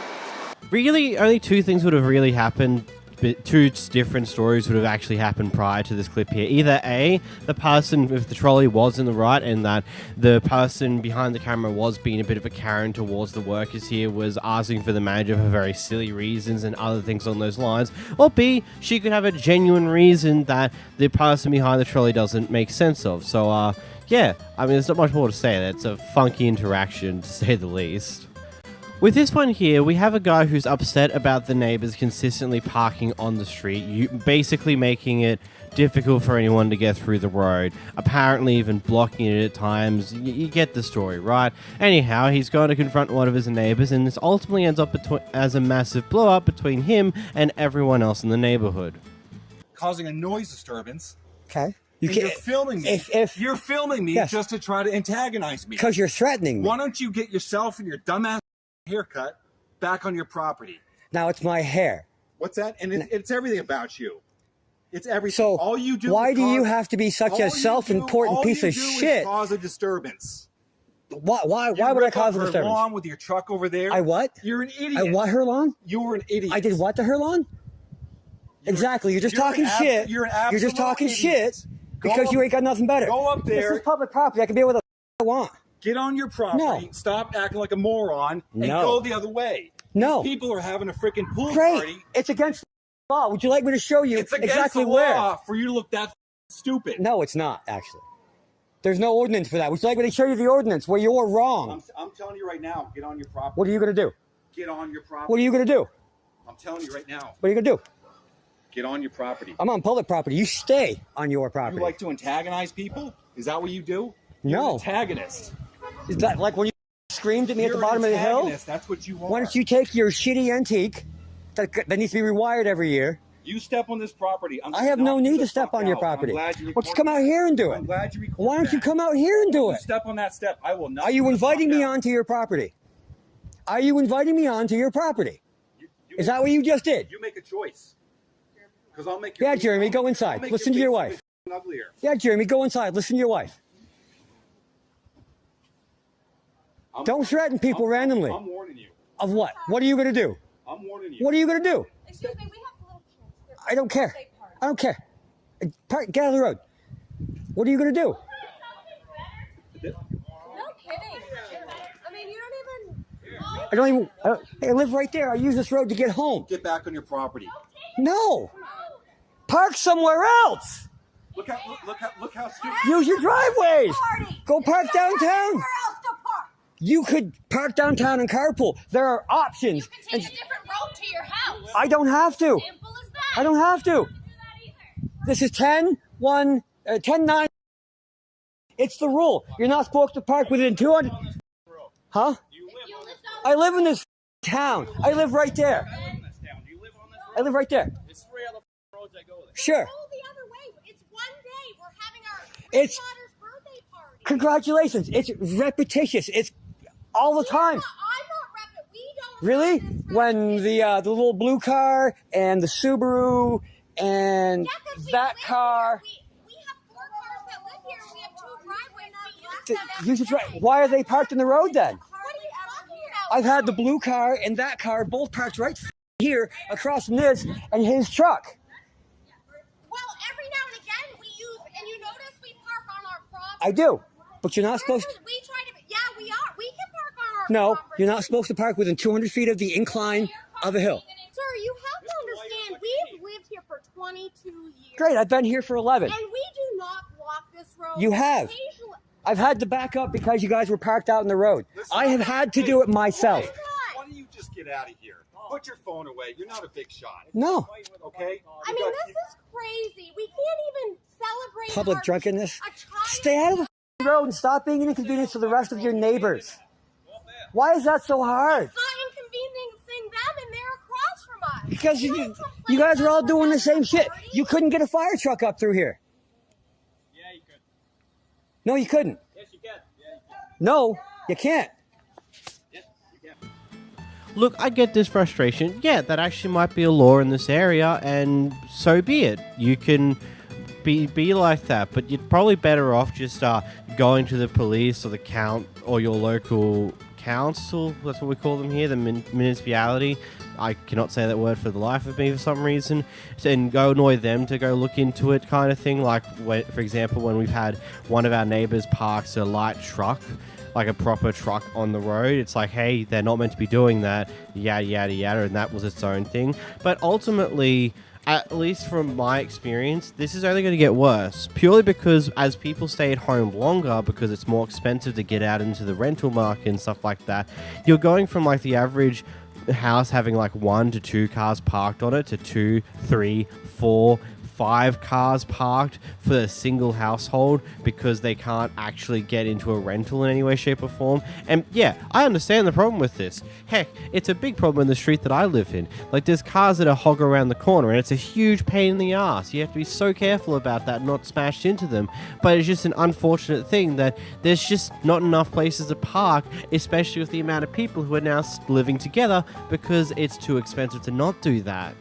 I feel like there's better ways you could have handled this, and if a fire truck came through and wasn't able to get through, then they would cop a huge fine for that. But ultimately, I don't think this is the greatest way to handle it, just trying to get them to go after you for that. Like, that's such a weird way of handling this. I don't know. What are you guys' thoughts in the comments below? Here we have a guy who gets accused of stealing at the local dollar store. So, well, his reaction is something else to say the least. Signal 30. Ain't did nothing wrong. Call him. What I look like? Don't tell me that I stole. Did you see it, bro? Thank you, bro. Thank you. I got a witness right here. Thank you. I got another witness right there on camera. Did nothing wrong. I don't give a about none of that. I didn't do anything wrong. The yellow hoodie. Yep, yellow hoodie, mom hair, sexy in the mother. Chiseled out, handsome bronze figure. Like a god. What you talking about? I don't know. Yeah, you gonna know. They'll know when they get here. Tell them to call all that boys. Tell them to bring them all. Tell them to bring the whole cavalry. Give a f***. I didn't do nothing wrong. 316-789. I ain't going nowhere. Tell them they ain't gotta worry about it. I ain't gonna run. I ain't did nothing wrong. Ain't nobody gotta run. Yep. Man, it's just like looking at these clips sometimes is just thinking about like furthermore to like, okay, well, what have we got here? Did this guy genuinely put something in his hoodie in a dollar store? Or is this like something else is at play here? Maybe someone else in the store believed they saw him steal something when he didn't, or maybe just said they saw him steal something because they might be racist, or various other potential reasonings to get here. And honestly, if you're stealing at a dollar store, I just want to question your life choices if you don't have $1 to spend on item 1, 2, or 3. Like, stealing from a dollar store, especially when most things tend to be, $1 is a bit funky to say the least. But that also might be why he gave such a reaction he did, because being accused of stealing at a dollar store is kind of embarrassing. Interesting one, to be honest. In today's dose of out-of-context clips, here we have a fun clip that was uploaded without any form of actual context, where we see the after events of something occurring here. Just gonna go out on a limb here and assume there's some form of dispute between the guy and the girl, potentially to do with the child that he's holding, and that at least she's decided that it'd be best to do it inside of this store here.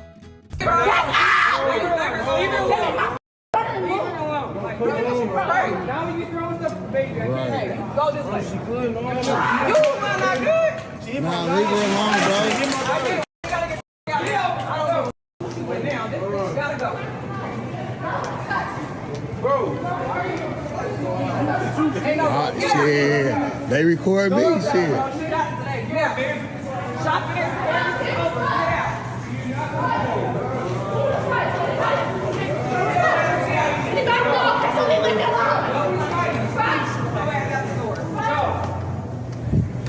Here we have a mother and daughter duo who are taking the I did nothing wrong, so I'm going to scream and shout and resist like a mother and hurt myself in the process route when getting arrested.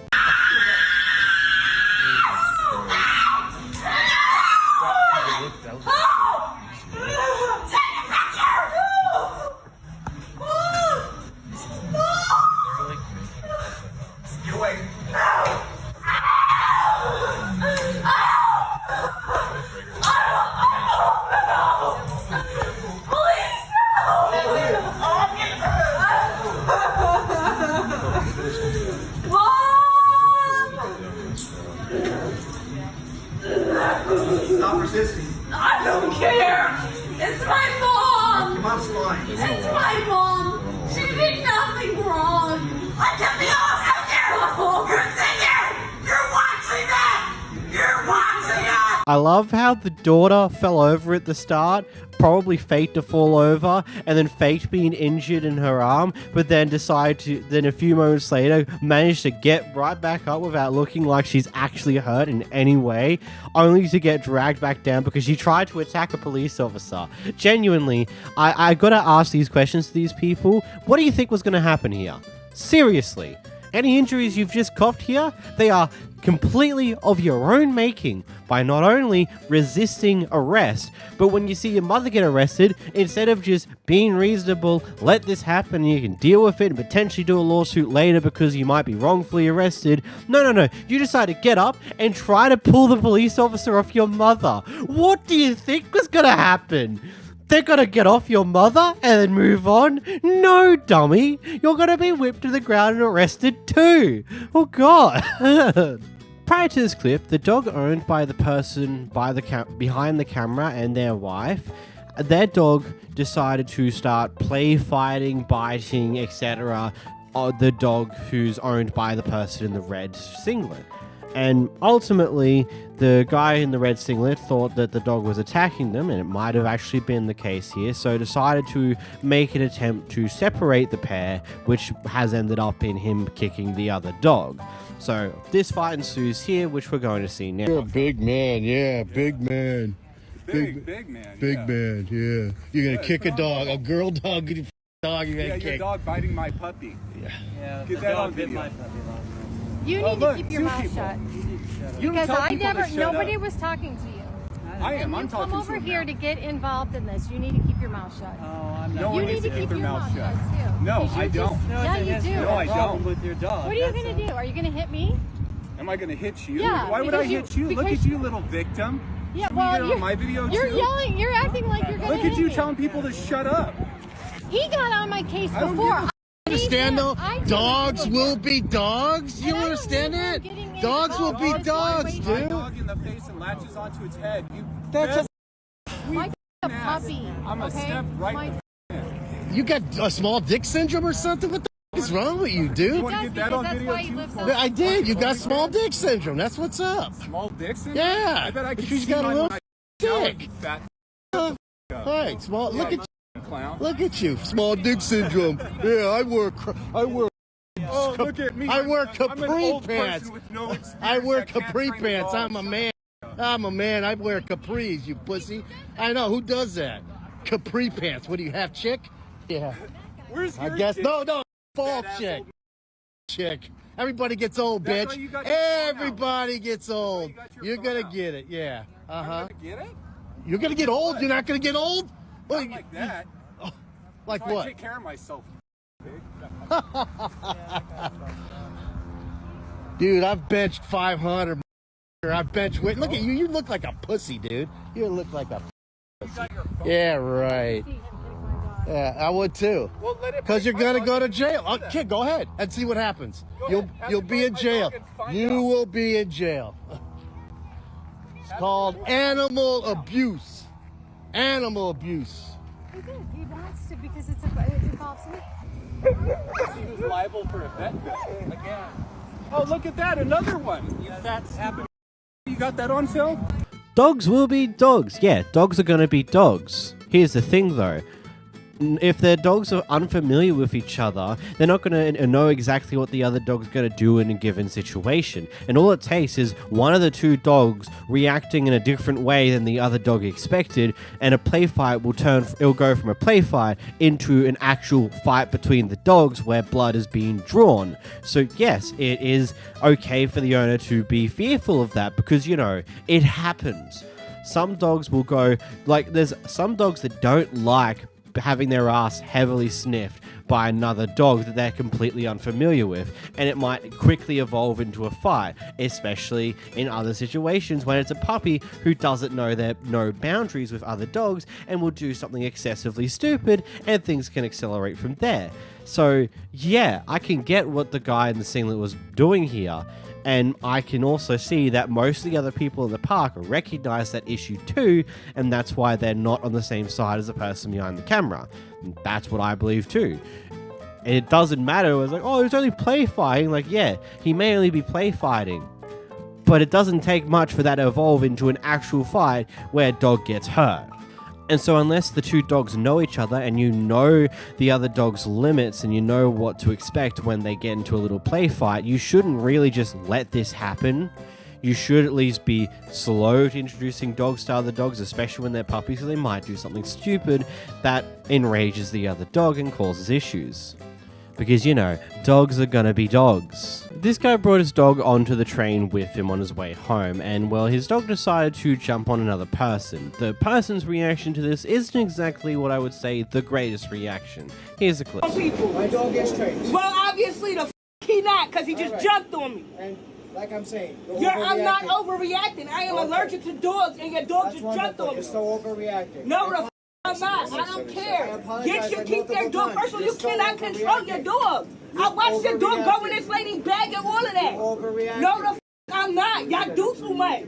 With these dogs on the train. Y'all do too much. You're still overreacting. No, I'm not. And if you recorded me, I hope you're not recording me because I'm not talking to you no more. Oh, but your problem was with me, right? Oh, but I just told him if he's recording me, so shut the up. Really, miss?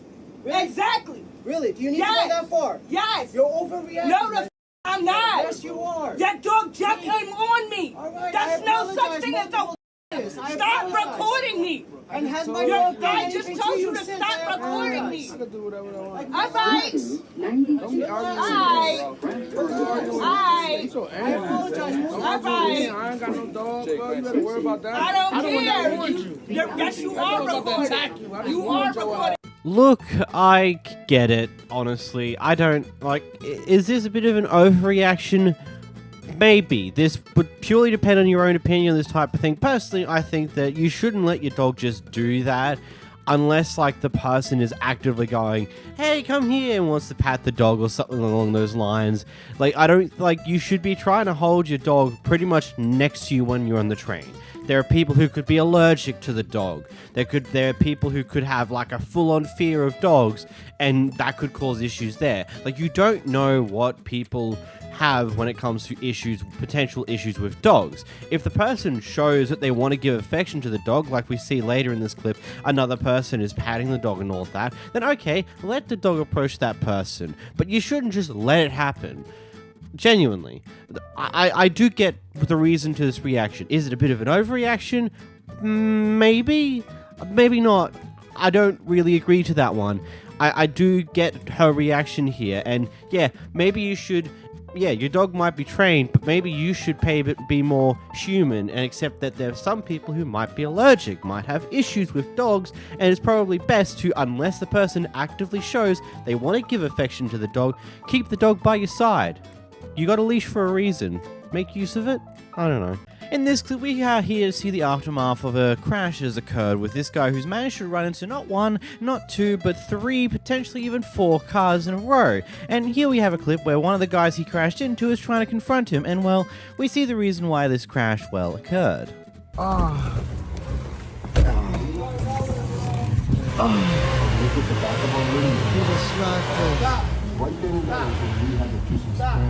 the cops. Call the cops. No, don't take the hand. No, I gotta put him down. Let's put this down. Yeah, the way. And he couldn't leave the head I just got hit by some guy telling me like I drugs or something. He just hit like 3 cars. Everybody! Everybody! I'm taking us out tonight! Yes! Do you wanna? Yes!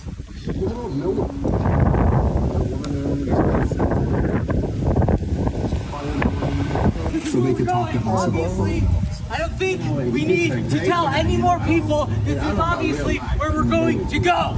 For now, okay? Like, we love it, whether or not we like it. Oh my God, I love my brothers! Oh, God. So, what's the consensus? Is he drunk? Is he high? Is he insane? Is it a mixture of all of the above? I'll give you 3 moments to come up with a choice of the multiple choice question there. Oh, what? You picked D? All of the above? Who would have known? Okay, this is not really a laughing matter to some degree, because, yeah, someone could have actually gotten properly hurt here. Like, it is just one of those things where we can laugh at this right here because no one's been hurt. We just see a guy who's being completely stupid. He was driving when he shouldn't have. He's high out of his mind, and he just bumped into a bunch of cars. Caused a bit of damage. If he doesn't have if he has insurance, that premium is definitely going up if he even keeps the insurance post this. Though, in saying that, he probably shouldn't even have a license post this, so that's another question there. And yeah, we can laugh at this now. But, you know, it's one of those things where people like this, the people who drive on the road in this state are endangering other people's lives. Yeah, in this instance here, no one's been seriously hurt. There might be a bit of shock, there's damage to cars, which causes a whole lot of inconvenience when it comes down to it, but no one's been hurt. We just get to have a little laugh at someone being completely high out of their mind. But again, someone could have been. It's just no good all round, you know? Here we have a guy going to Subway about 3 weeks after his previous order to complain about how that order was spicy and made him sick. We'll talk about this in a moment, eh? I got a meatball instead of a meatball. It made me sick because it's spicy. I got the one I talked to you on the phone. Oh, absolutely. Yeah, this was my Subway. I know. I'll go to Prescott from now on. I know that. You're okay with me just going to Prescott? You don't need my business? Is that it? No, I want you to come here, but you calling me after 1 week, 10 days to tell me I ordered a sub, and I remember even what happened. I called multiple times.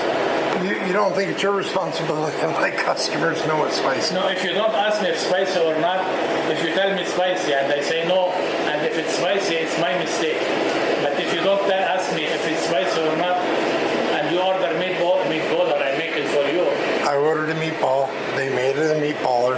I asked the difference. They said it had pepperoni and it had the mozzarella. Okay. And that was it.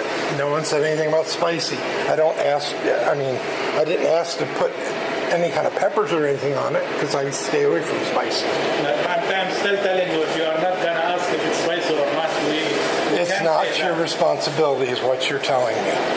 It's the customer supposed to say, oh, by the way, is anything spicy here? Is this what you're telling me? I'm recording you now. What are you going to do about it?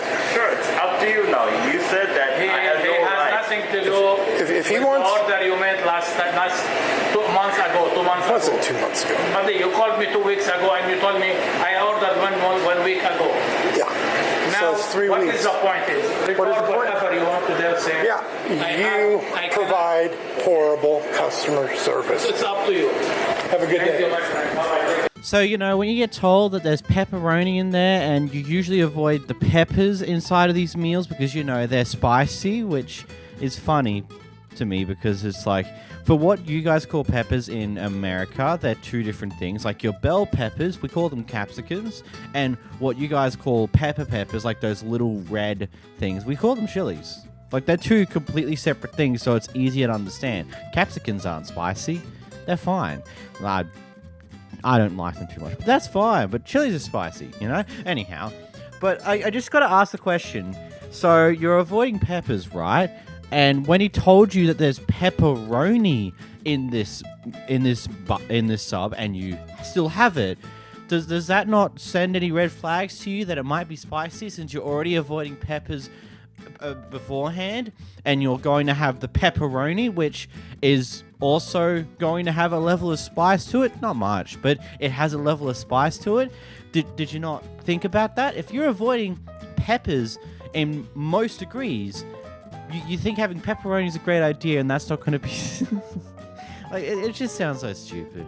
There are restaurants where it makes sense, like any form of Asian cuisines where it's more likely they have spices involved more so than not, or your Nando's and stuff like that, the ones where they do actually make proper spicy food. Subway, they don't do that. There are herbs and spices inside of some of the foods, but they're not spicy per se. They are just hotter than normal no spice. And, well, one of those and usually those things are very obviously going to be slightly spicy, like, you know, pepperoni, that are called pepperoni for a reason. Like, this seems so stupid, like, genuinely. Here we have the aftermath of another crash here, where the lady inside of what looks to be a van SUV-esque thing has rear-ended someone in their big golf truck. I'm always going to call them that. I don't, like, it's just what I like to call them. They're just big golf trucks. Anyway, moving along. Anyway, so the guy who's driving the big golf truck has gotten out of his car and is just recording, showing off the incident, getting the license plate, you know, doing all the normal stuff. And the lady who drove the other car is going out of her, is losing her mind about him doing that.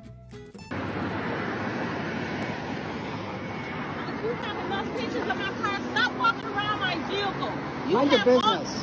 No, this is my business. And this is my business. Get away from my shit. I'm not walking around your shit. I don't care what you're doing. I am. And get the away. Thank you. Take the pictures and get the Mind your business. So do we. Right. And I'm sure mine are better than yours. Take the pictures. I am. Get the Mind your business. Crazy, you should have been paying attention. You rear-ended us. You rear-ended us. You rear-ended us. Bye-bye. Yep.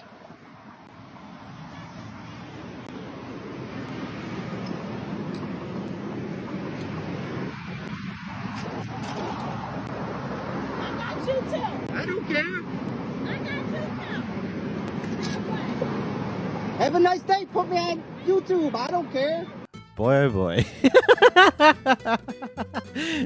I just question that lady's entire, like, I've got nothing much to say about that lady there. She seems to just be just like, why are you doing this? You should be recording this. That's silly. Or whatever crap she's trying to spew here, because she understands that not only is she in deep shit, her car copped most of the damn damage because she had the bright idea to ram into a car that's bigger than her. Man, that's just insane to me. Just like the audacity of her actions here, when it's clear as day that she re-ended that car. Now, it looks like they're on the shoulder of the road currently. This could just be they've purposely pulled over here. I'm not 100% sure how the crash actually happened. I'm just seeing the angle of this car and just like questioning, how did we get here? Has the big truck just been moved into a better position so it can be towed up? Or is that exactly how they crashed? Because if it is, I just want to ask how. Either way, good job, crazy lady. This is so going to help you with these issues later on down the line. In this clip, we have an entire group decide to cancel their booking for this Comfort Inn because they decided to deny the day before one of the people that they were there for, particularly because of a weird company policy. Here's a clip. Oh, hi, how are you? Good, how are you guys? Good. So I have booked a room here for tonight. Sure, what's your name? Jennifer Cleveland. There But you are. I'm gonna ask for my money back because I'm here for my friend's funeral. She tried to book a room here yesterday. You guys wouldn't let her. Okay. And said because she lives within 50 miles of this place. Yeah, that is our company policy. Why is that? It's dictated by our owner. I don't know the owner. I've never met him. It's his policy. I just have to follow it, unfortunately. So we don't rent to anyone that has a valid, like with their valid ID. If that says they live within Rutland County, we cannot let them stay. But her boyfriend was with her. who doesn't live here. They had family staying at her mom's. That's why they had to get a room. I understand that, but her name was the one on the reservation, and she showed me that her driver's license said she lived in Rutland County. So unfortunately, so back to you. I cannot do anything with this. It has to go through management because it's a prepayment. So I can leave a note on here that you'd like your money back, and then they can handle that. Okay, and can I get the number for your whoever it should be talking to? There's a card right there. All right, thanks. Yeah, because this is where we were all going to stay. We were all meeting here. And it also has a no cancel policy on it. Right, because I thought everyone was going to be staying here. Now that the person we're all here to comfort that can't stay here, none of us are going to. Okay, well that's fine. You can. You're fine with that? You're fine with losing hundreds of dollars for. I have to follow company policy. I'm sorry. Okay. And her dad died, and you're making this about what? I just don't. I think you could have made an exception. I can't. I have company policy that I am told that I have to follow as an employee of the hotel. I'm sure there was a phone call you can make. No, I'm sorry. It's company policy. Management has told me that there are no exceptions. So that is the company policy. I'm sorry. Is that Comfort Inn's policy or your owner's policy? Owner policy. Yeah, because I stay at a lot of Comfort Inns and none of them have that policy. None of them. I'm sorry. Our owner owns this place and his policy is no one that lives in Rutland County can stay here. And what's his name? I'm not allowed to get all that information. What's your name? My name is Melissa. Okay. And we have a general manager. Her name is Lori. And then there's an assistant manager named Nicole. And when will Lori be back in? Monday. Because, I mean, she kind of felt like a whore. Yeah. Like, she thought nobody was going to let her stay because her husband, like, she was doing, like, a 2-hour quickie, like, hotel thing. No, like, it has nothing to do with anyone personally. It has nothing to do with that at all. Like, it was literally If somebody's in town for their dad's funeral and you couldn't make an exception, it just No, sounds sir, ridiculous. I'm sorry. It's company policy. I have to follow it. Okay, I'm just saying it sounds ridiculous. Don't you understand that? I know you don't want to acknowledge it, but that lack of sincerity shows through. I'm sorry. I have company policy I have to follow. I'm paid to follow company policy. I'm sorry. Well, we're all going to be going on Google and writing really, really, really rotten reviews because you made her feel horrible. That is your the prerogative. night before her father's funeral. I understand that. I'm sorry. But I have company policy I have to follow. I'm sorry. kind of laughed at the friendliest hotel in Rutland. I know. That's odd. I can't say it's stupid to have a policy of that nature. I can't say it's completely stupid because it, to a degree, I can understand why a policy like that would exist, but it still is something that I just look at and go like, okay, so because they live too close to this inn, they can't stay at the inn. Why?